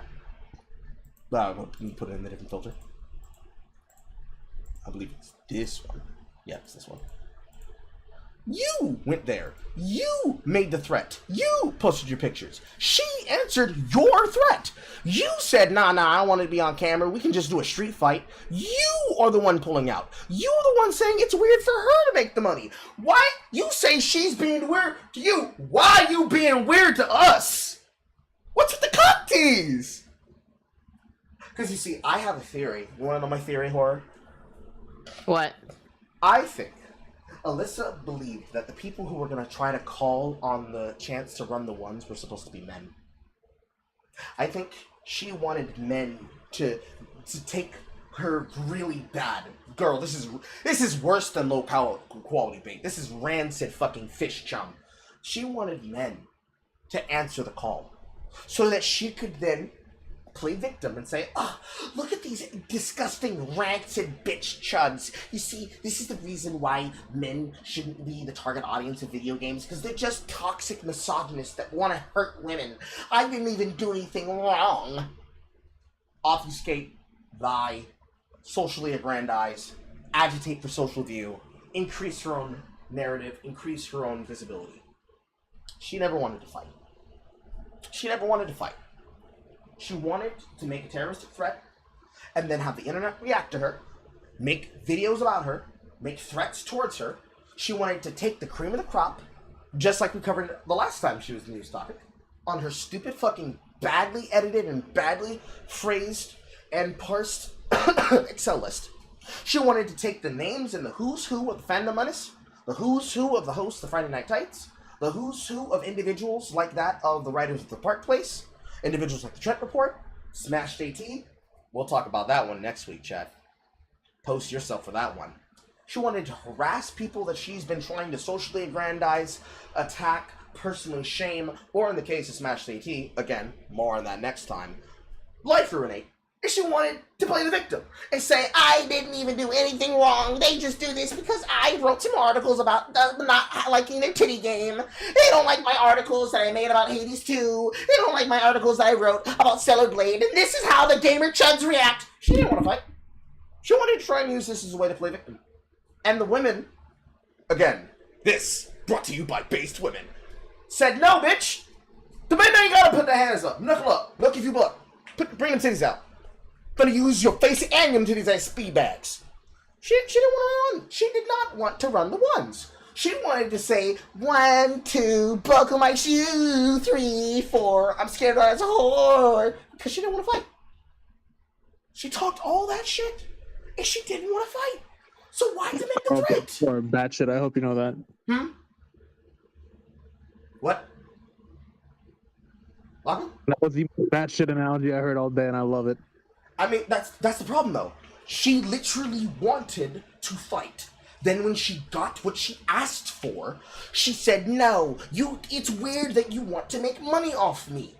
That's literally in the streets. You said you wanted to run the ones, and now you're sitting there saying, 1, 2, buckle my shoe. 3, 4, give me some more. It's a song reference. Technically it's a TikTok reference. But she wanted to play games. That's it. She wanted to play games. She didn't want to fuck around and find out. She wanted to play games. To quote Tombstone, hey yo, I'm your Huckleberry. I was just playing. They wasn't. So you wanted to play some games? But let's see what your consolation prize is. Embarrassment, shame, laughter, flowers, throw them at her feet. You might not be on a t-shirt, but baby, we still had a cookout laughing at you, dumbass. We had a ball. And if you do something like this again, we finna bring it up again and milk you for the content. It's still gonna have ball at your ass. Because again, how dare you? Exact quote, I'd fold you like a lawn chair. Well, baby, I'm folding out my gamer chair right now, and I'm leaning back in that motherfucker. You know why? Because this is delicious. Where's my popcorn? Brings us to the question of why exactly is this kind of person allowed to be in this industry? If what we care about, progressives, hear me, progressives. If what we care about is we don't want harassers, stalkers, abusers, toxicity to be a part of these gaming spaces, why is Alyssa McConaughey allowed a platform? Kotaku, why do you allow somebody who is willing to make terroristic threats to bring down the name of your illustrious journalistic profile and platform? Why is she a senior editor? Why do you stand by her? Do you co-sign these terroristic threats made towards the gaming populace as a whole, as well as your constituents? Do you support her in her toxic reign? Please respond. Because you see, if I was a person running my gaming organization, the response to this is very simple. Kotaku, you employ somebody who makes terroristic threats towards the gaming public. Therefore, you will be permanently blacklisted from any coverage and any involvement in any free testing of any development that we do for our company, for any game that we have publishing rights or developing rights over, until this employee is removed from your payroll. Thank you. Every single developer, every publisher, every event, every gaming event, every tournament, every esports organization. Deny interview, deny access until she is removed. Very simple. Do you all remember, I believe it was 2020 or 2021, 2021 EVO Online? Joey, Mr. Core Values, I'ma touch some boys with the Smash Bros. Kalair. The entire event shut down in disgrace. We're pulling out because he's a nasty 69 predator god. Exact same response. That's what's supposed to happen here. To put this in better context, if this was said in any other context, in any other venue, in any physical IRL position, if I said this as a streamer on my platform, as a live show host, if it was said here on the Fried Chicanery podcast, if it was said on any other podcast that other people could be watching at, care about, or look, if I was to say this as a celebrity, I would be canceled for saying this. So why is she not immediately canceled for saying this? Why is this something that the game industry allows? Why do you give her a platform? Why do you give her a paycheck? Why do you give her access? The only answer that we can come to is you co-sign it. You allow her to say it because you agree with her. It's bastardization of my industry. But, you know, it's just regular every day. It's just another Friday. It'll happen again. But I would be remiss to not tell you and express the reason why I think about it. That's my opinion. That's my take on it, at least. Does anybody else have any other take that they wanted to express? Because I'll talk for a bit there. Nope. Baku? Nah, I made my point way clear earlier. Yeah. Like, again, it's just like when Homer said the thing about Adobe. It's really stupid, it's really gay. The same thing with esports. It's really stupid and it's really gay. But much like how a regular guy just living his life could have his life ruined because a woman tried to accuse him of being a rapist on Twitch, and the only thing that exonerates him is his Uber receipt catalog being digitally saved. The person I'm speaking of course, is a particular person who now does nothing but stream RuneScape. Witwix is his name. Literally gets accused one weekend. The entire internet is calling for his head and balls.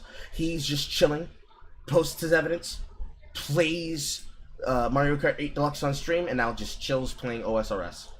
Chad shit. She makes terroristic threats towards the entire gaming audience, the entire gaming consumer base, the constituents of Kotaku, and let alone the people who buy games and make her job possible. Nothing. It's disappointing, but do you expect any difference, chat? I wouldn't. It's just normal. To quote Fatal Crest, imagine what she was said as male. She would literally become persona non grande. She'd be gone. It wouldn't even be a question.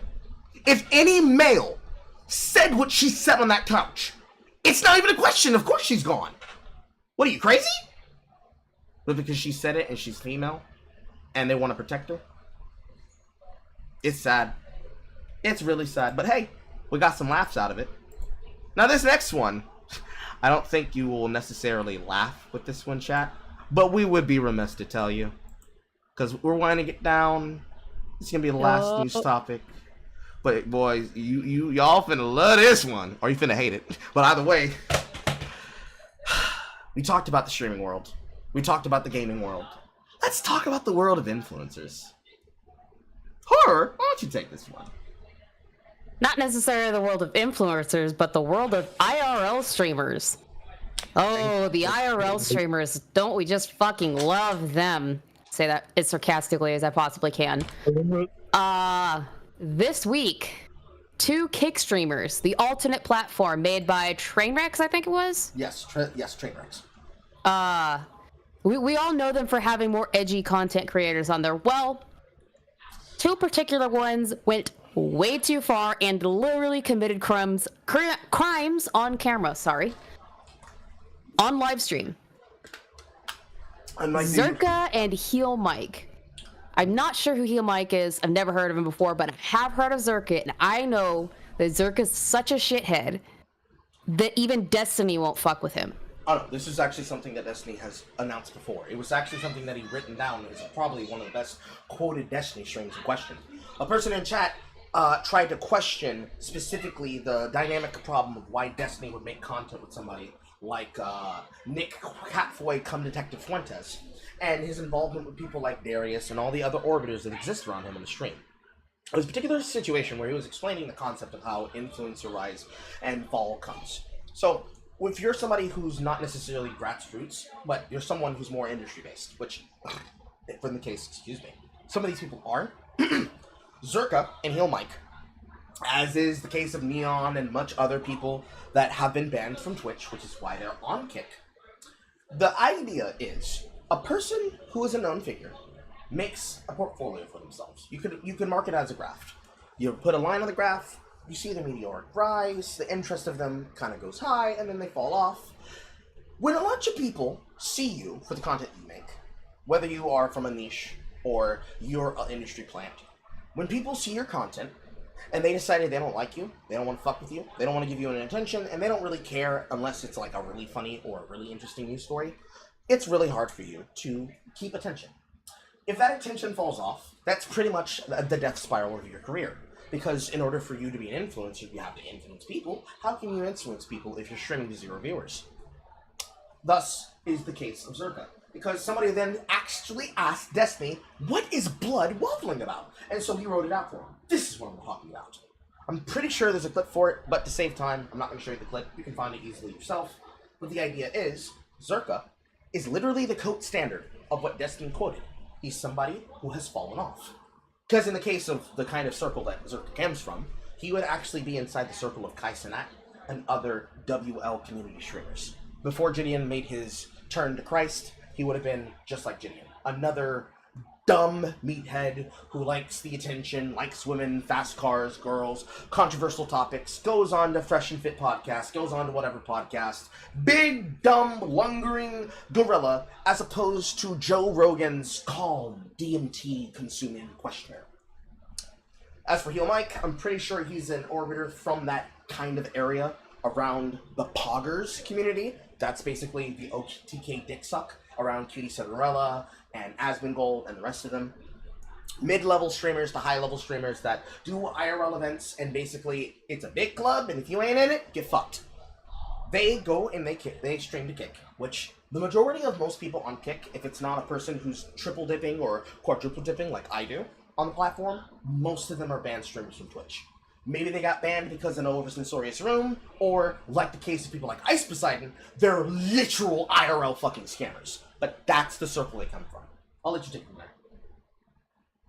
So these two chuckle fucks decide they want to go out clubbing and pick up some girls to bring back to their place while on stream.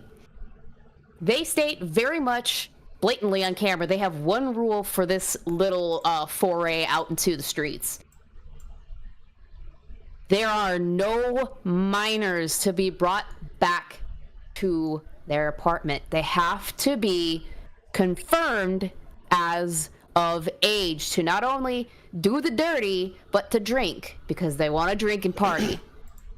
Now, they meet these two girls on the street that are on the attractive scale.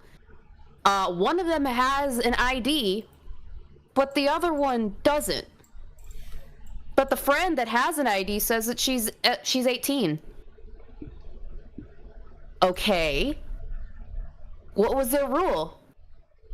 No minors. They have to ID them.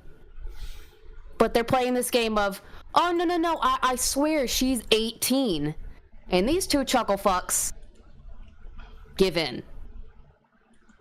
They give in to their drinking, they are horny, they're cute, need fuck. So on camera, they're kissing on these girls. Zerka on the one with no ID. You see where the problem is here, chat? I'm sure you do. It gets worse.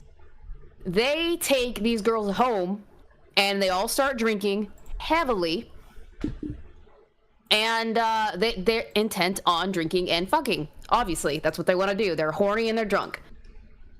So, the chuckle fucks are on stream with these girls, doing all this dumb shit. And their other friend that's with them goes, hey guys, she doesn't have an ID. We don't know if she's 18 or not. She probably shouldn't be here. Do you want to know what Mike's response was? You're an Efsler ass Pippa, bro. We ain't ID checking.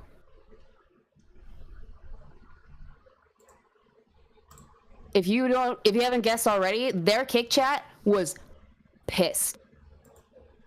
Zerka is drunk and freaking out, goes into a tailspin. They start asking these girls, hey, are you 18? Josiah, the one that's actually in his right mind here, asks the girl what year she was born in. She says 2005. What month in 2005? December. Can y'all do some maths? Underage, bro.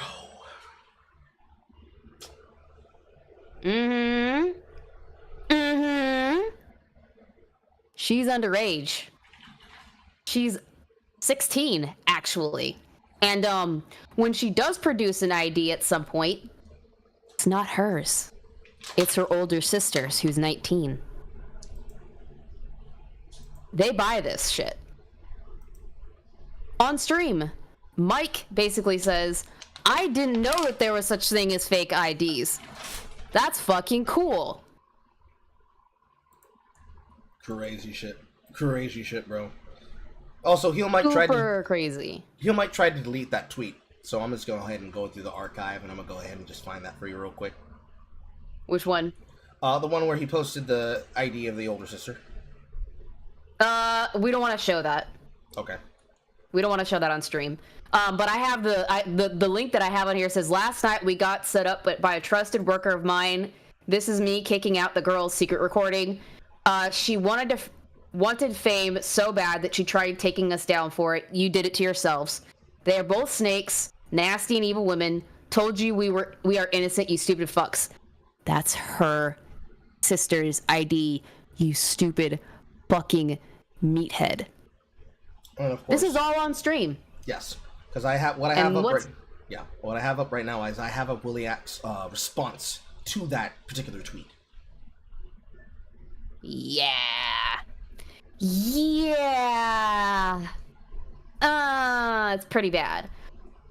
And because of this, because they were obviously doing some unscrupulous activity, illegal activity, because they not only messed with a minor, they gave a minor alcohol on stream, 2 felony charges, mind you, if they actually were taken to court for this, and both of them are banned from Kick.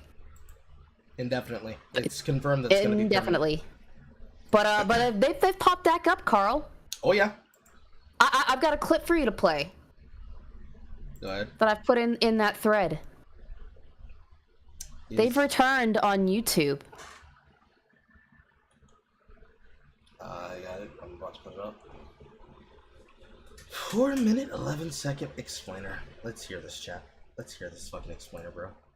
This is gonna be crazy. But let's hear it. Why aren't you a PDF file? How I look at my streams and how I look at Heel Mike, like, you guys are not getting Heel Mike today, okay? We're doing a little brand change. I'm going to slow down my drinking, Bullshit.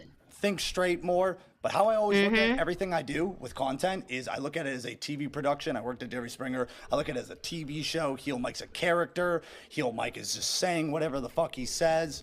So I'm just saying, I 100%. Those jokes, whoo, in the moment, I thought I was Louis C.K. on stage. That's probably...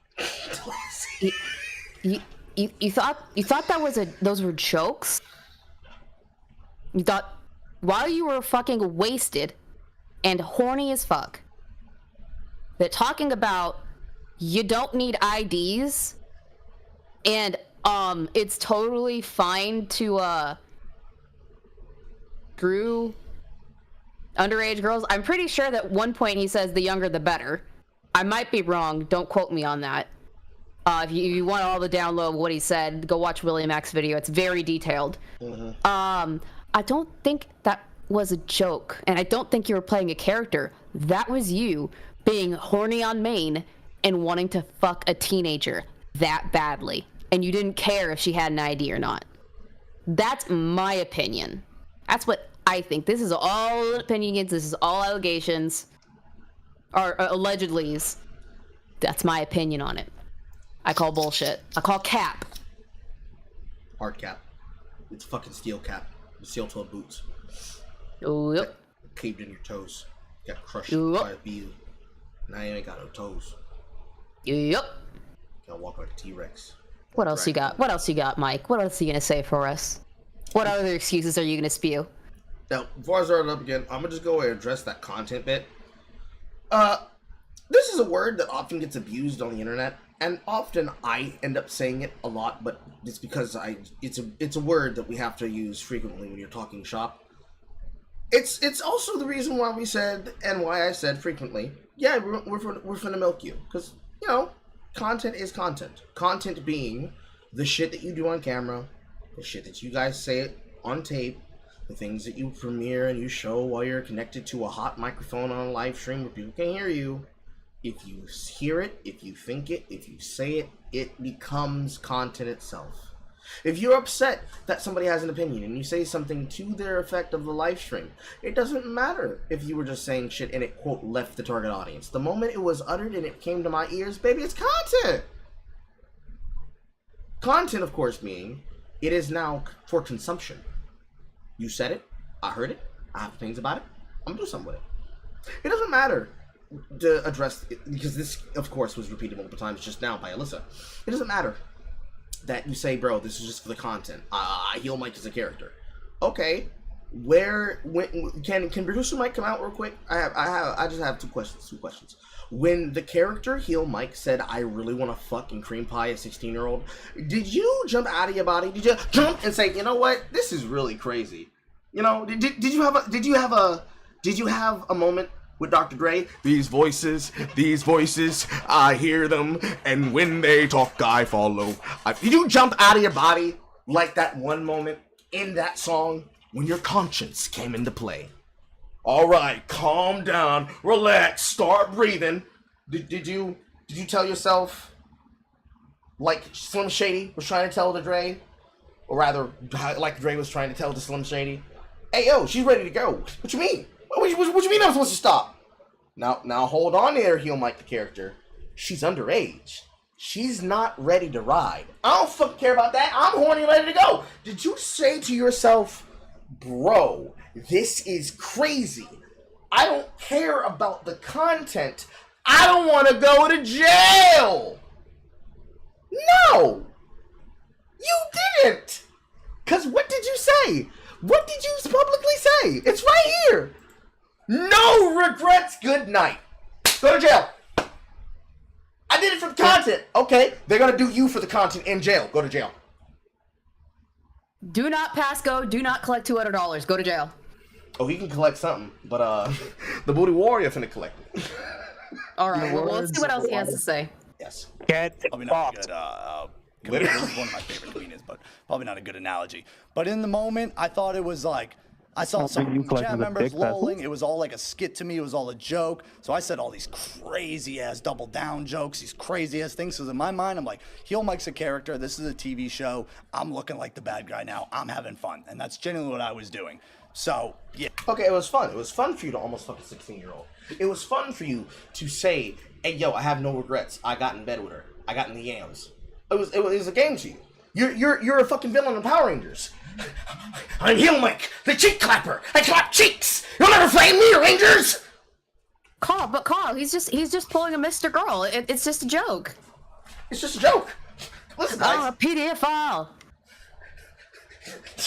Guys, you gotta understand, it's like a joke. It's a deep joke. It's like Vito Casualty desperately trying to, smoke a biological material that was not actually technically sold, but literally was sold.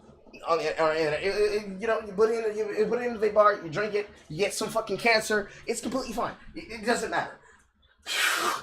All right, I'm gonna let you finish, but you're going to jail still.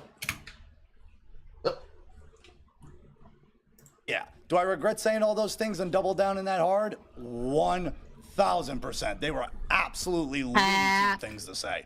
Cap. Absolutely crazy shit to say. And I'm not proud of what I said. It was stupid to say. And so why the fuck did you say it? Why didn't you stop yourself and say, you know what? I'm not even fucking condoning the shit, chat. I'm just gonna train off the night. Why didn't you do that? Because you wanted to do shit with the camera, huh? But I just want to let you guys know, like, I'm not gonna just like be like, freak out. I look at it as a TV production. I look at it as a TV show. I looked at Heel Mike as a character. Okay, so I need you to understand something, Heel Mike. Keep saying that. When you work as a producer on a show, when Word of God says, cut the bit, get him off stage, that's not a sign to say, for the content, I'm gonna keep going. Now, you can say that, but I don't believe you. I don't believe you think that it's just a show. Because if it's just a show, then you should be concerned about the safety of everybody involved, because it's happening on your time, on your dime, on your responsibility. It's like saying to a babysitter that, hey, I need you to look after my child. And they say to you, yeah, bro, no problem, no problem. The second I walk out the door, they say, listen, bro, I look at babysitting like conduction. I want to conduct how the baby behaves and acts. Like, you killed my child. He put his hand in the fucking toaster and was electrocuted, burned himself, and died. Listen, bro, I saw it as a video game. Like, your baby was trying to get the secret achievement and it failed. Like, I don't know. It's like life is like a rogue. Like, bro, just start over, make a new one. They say to me and my wife, who are currently now grieving, as my wife and you are about to prepare to do horrible things to you that not even Booty Warrior in the jail would do to you. Crazy. What a crazy thing to fucking say. What a horrible worldview. What a horrible excuse to give for your behavior. But let's keep going. Come on. You already dug 6 feet down. Go deeper. Dig deeper, Mike. Dig deeper. And that's what I was doing. Like, I don't wear backwards, sideways hats in public and fucking say, what the fuck, blah, blah, blah, and say all that crazy shit. It's not who I am. So why do you look like you're a wannabe wankster that dresses exactly like Aiden Ross with a gold train and side shave mohawk to complete it with a black t-shirt for flavor? looking like a fuckboy. Literally the fuckboy's uniform. Best, baby. The stereotypical fuckboy's uniform. It's the fuckboy starter pack, y'all. Just want to address that. Start off like 6 years working with women, dude. 6 years. Don't say 6 years working in women in a sentence like that ever again. Never say that sentence again. Never. Working with women. 0 allegations. Worked at Jerry Springer dealing with women, and a lot of them were actually crackheads. What was the capacity you were working in Jerry Springer? Were you a producer? Were you a bouncer? If you were a bouncer, okay. You are there to get them from hurting other people, which then brings the question of why did you allow this to even happen? Do you not have instincts? Clearly not. You don't have producer instincts, because even if they're not doing it for content on camera, you should have the instinct to say, you know what? I don't want to put my dick anywhere near you until I know you're legal. The second I hear you're legal, hey, yo, wipe my dick down. Hey, no, we ain't doing none of that over here. I ain't going to jail for you. I don't care how bad you think she is. Who would probably lie. 0 allegations, 6 years with women, 2 years on Jerry Springer, 0 anything like that. Never shown anything. I just got lost. And, the character of Heel Mike, the moment of it, and I said some stupid shit. The character. I was lost in the moment. Look, Your Honor, you gotta understand, I got lost in the moment. I bent her over. I was always sexually assaulted. I bent her over. I just got lost, bro. I was just like, oh my god, it feels so good. We've all been there. Come chat, we've played hentai games. Jail! Jail! No, he goes under the jail. That I wish I never said, because I know, it was just say words and jokes that I was trying to do and make jokes. Look, guys, it was just words and jokes. Please give me my career back on Kick. Please, please, I want the money back. Please, I was making a funny jokes. And there are a lot of comedians. I was looking at me as a comedian, and I had a misjoke, and the joke. No, comedians tell stand-up routines. Actually, no. The way that jokes actually start is you start on an open mic night. You formulate an idea for the joke. You go through the writing process. You think of the ways that you invent a joke. This is actually very similar to how I do things on live streams. That's why I've been recently saying to people, no, you don't make the joke, I make the joke. Because granted, I want the chat to have fun, right? But there's a limit, and there's a level, and there's a barrier, there's a border, there's a boundary. The boundary is, yes, we're all joking and having fun, but I have to also still think at the end of the day, out of the context, if this clip goes somewhere and somebody just decides to lie, what kind of shitstorm is going to make? And at the end of the day, I would prefer it come out of my mouth. Because if somebody comes to me and says, Carl, you said this on your podcast. Okay, what did I say? Oh, that was a joke. Here's the reference to where I got the joke. Here's why I developed the joke. Here's why I tried the joke out. It's a joke that I commonly say. It's based on something that happened to me. Here it is. Here's the situation. It happened on tape. It happened on camera. In jokes, dirty in jokes, all those things, I'd be more comfortable than coming out of my mouth because I developed the joke.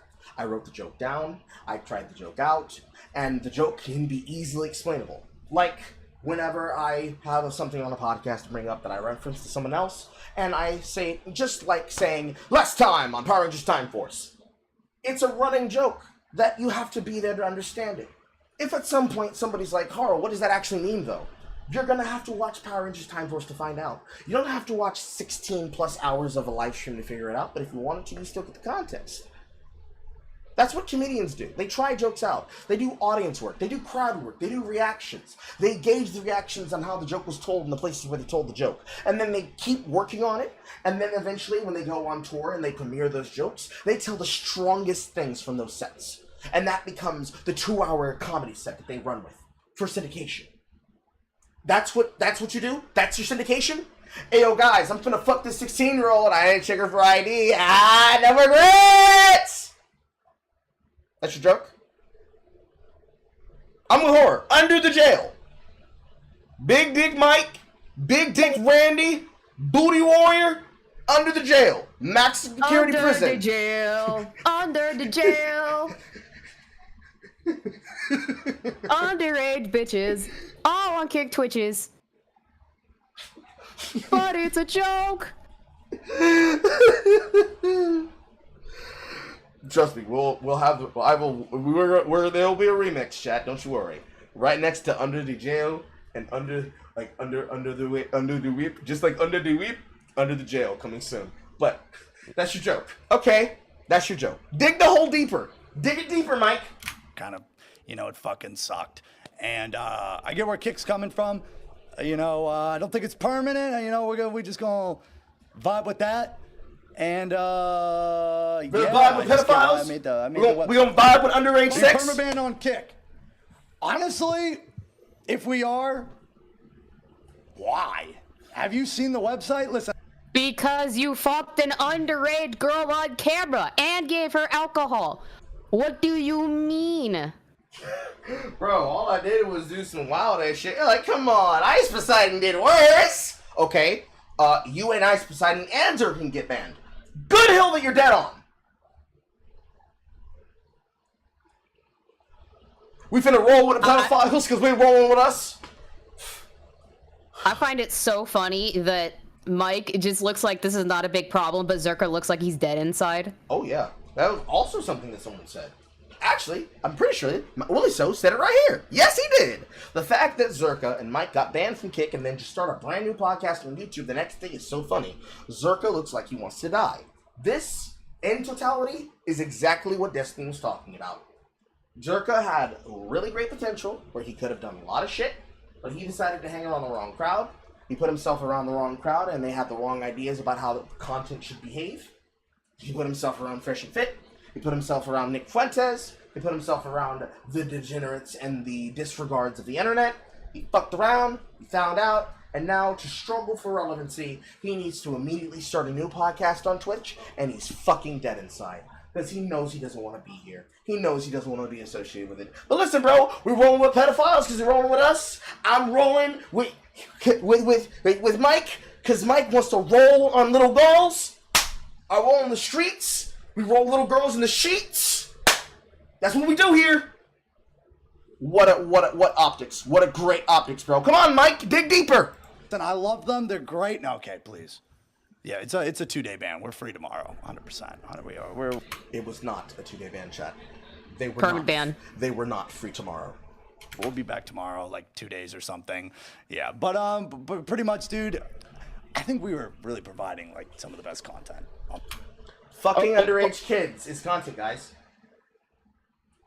Saying that you don't need to check IDs is content, guys. Serving underage drinks that could probably lead to alcohol poisoning with people with low tolerance whose bodies cannot handle it. Content. Bro, we caused somebody to die because of alcohol poisoning. But it was really funny, huh? Their eyes blinked out, chat is crazy. We got clips of it. Poggers in the chat, bro. Forget Carl. Let's let him finish digging his hole. See, he's like at 21 feet deep. He's at 21 feet deep with an alligator to boot. On the whole website. Yeah, I mean, first mistake in like 6 years like that, and they have street racers endangering lives on that website. Yeah, and they also got banned. Kids. And they also got banned. But you see, even if the street rangers were endangering themselves and also endangering the drivers on the road, you know what the drivers weren't doing? Fucking kids! Fucking. I probably overwhelmed you there. Were you also saying fucking kids? Yep. Yeah. Carl's voice is powerful. Which also, let's bring that in relevancy. Forget all the times that Carl has been tortured, or Horror and Carl tortured the chat with content of dubious quality and horrible character standing. Forget all the times that Carl probably blew out all your ears like I probably did 10 times this stream alone just now. Forget all those other times of any other kind of content I put in front of your camera. Lord have mercy. Whatever I've done to you all doesn't even consider to the 4 minutes and 11 seconds I'm currently subjecting you to. It's like being tortured in hell. Oh, you still got another hour and 20 something minute video from the fur fug. Oh yeah, we'll dig into that again. We're waiting for that one because I know there's that one coming up, the one that he's talked about, but then there's also the other one that I didn't show because I didn't long commentary one. I didn't think chat could handle a back-to-back. Yeah, no, do it. Well, no, we're gonna do it. We're gonna do it next week. Technically, after the next 2 days, but I wanted them to pace themselves. You can't eat all your Brian Mullins in one sitting, chat. But back to this shit. I saw someone get run over, like literally. Is that real? No. Yeah, I think so. That guy got arrested, I'm pretty sure. Yeah, but his channel's still up. Really? On Yeah. Kick? Yeah. He didn't get banned? I'm just saying. He is wrong, chat. They were also banned. Because the person who was doing it was Neom. It's like, I will say, the jokes I made definitely got us in trouble. But, I mean, I literally in my head thought there was nothing like... Oh, you thought a prank was happening on you? I literally thought a prank was happening.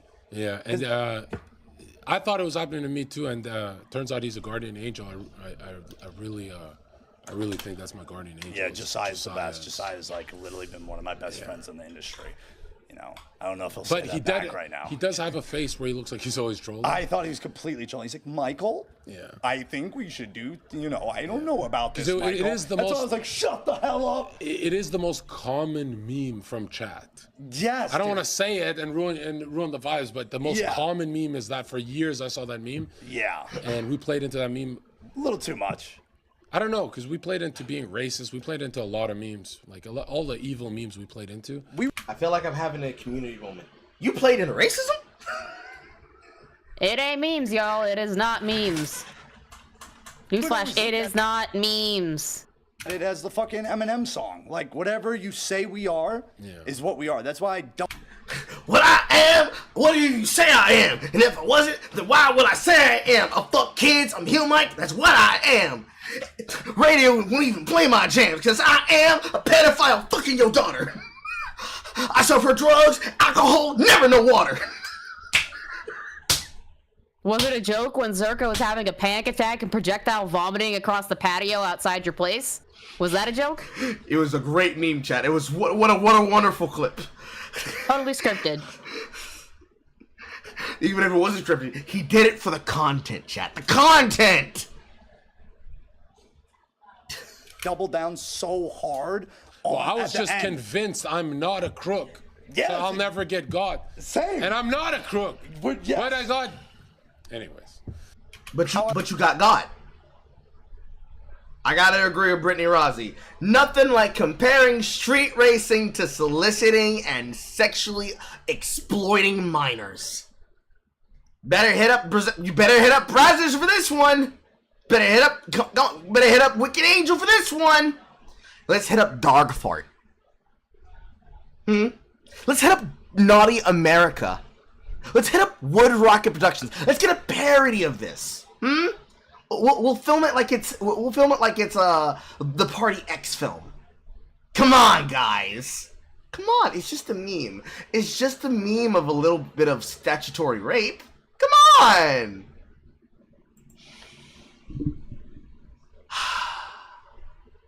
And now, chat, we will shake it off. We're gonna shake it off. Shake it off. Oh. Shake it off. Here at the Fried Chicanery podcast. Tranquilo. True. Drink your water if you got it. Drink your tea if you have it. Spike it with some alcohol if you've got it. We here at the Fried Chicanery podcast will expose you to many things and make many jokes about many situations. But we do not, in fact, support pedophilia, sexual solicitation to minors, feeding alcohol and other mind-altering drugs to those who are underage and cannot handle it, especially when they are there in the equivocation of a party environment where there are little to no protections for inhibition abuse, and certainly never with the idea of soliciting a minor to have sex with them on tape and then saying, bro, listen, it's just a joke. We do worse things here. Obviously, we disavow. Hard disavow. Hill Mike doesn't, bro. He literally said, but it was funny, huh? Yeah, I bet it was funny. I bet you real crispy, too, on that hill that you're dead in. Now, let's go ahead and just shuffle all that ash and dirt you buried your career in, and we're going to put you in a hole. No flowers. We're not even giving you a marker. You'll be an unmarked grave in the woods. You're getting buried, Lovely Bones style. It is disgusting. To quote both Batman and the Joker, stay out of Gotham. Stay out of Gotham. As Kendrick Lamar said, freaky ass niggas. They some 69 gods. Hey, hey, hey. Run for your life. Do we have anything else that we'd like to talk to about each of the chat? Oh. Baku, opinion? He stepped out. Damn. Even the Mexicans said, "Órale!" and dipped on you niggas. Damn, that's crazy. Anyways, chat.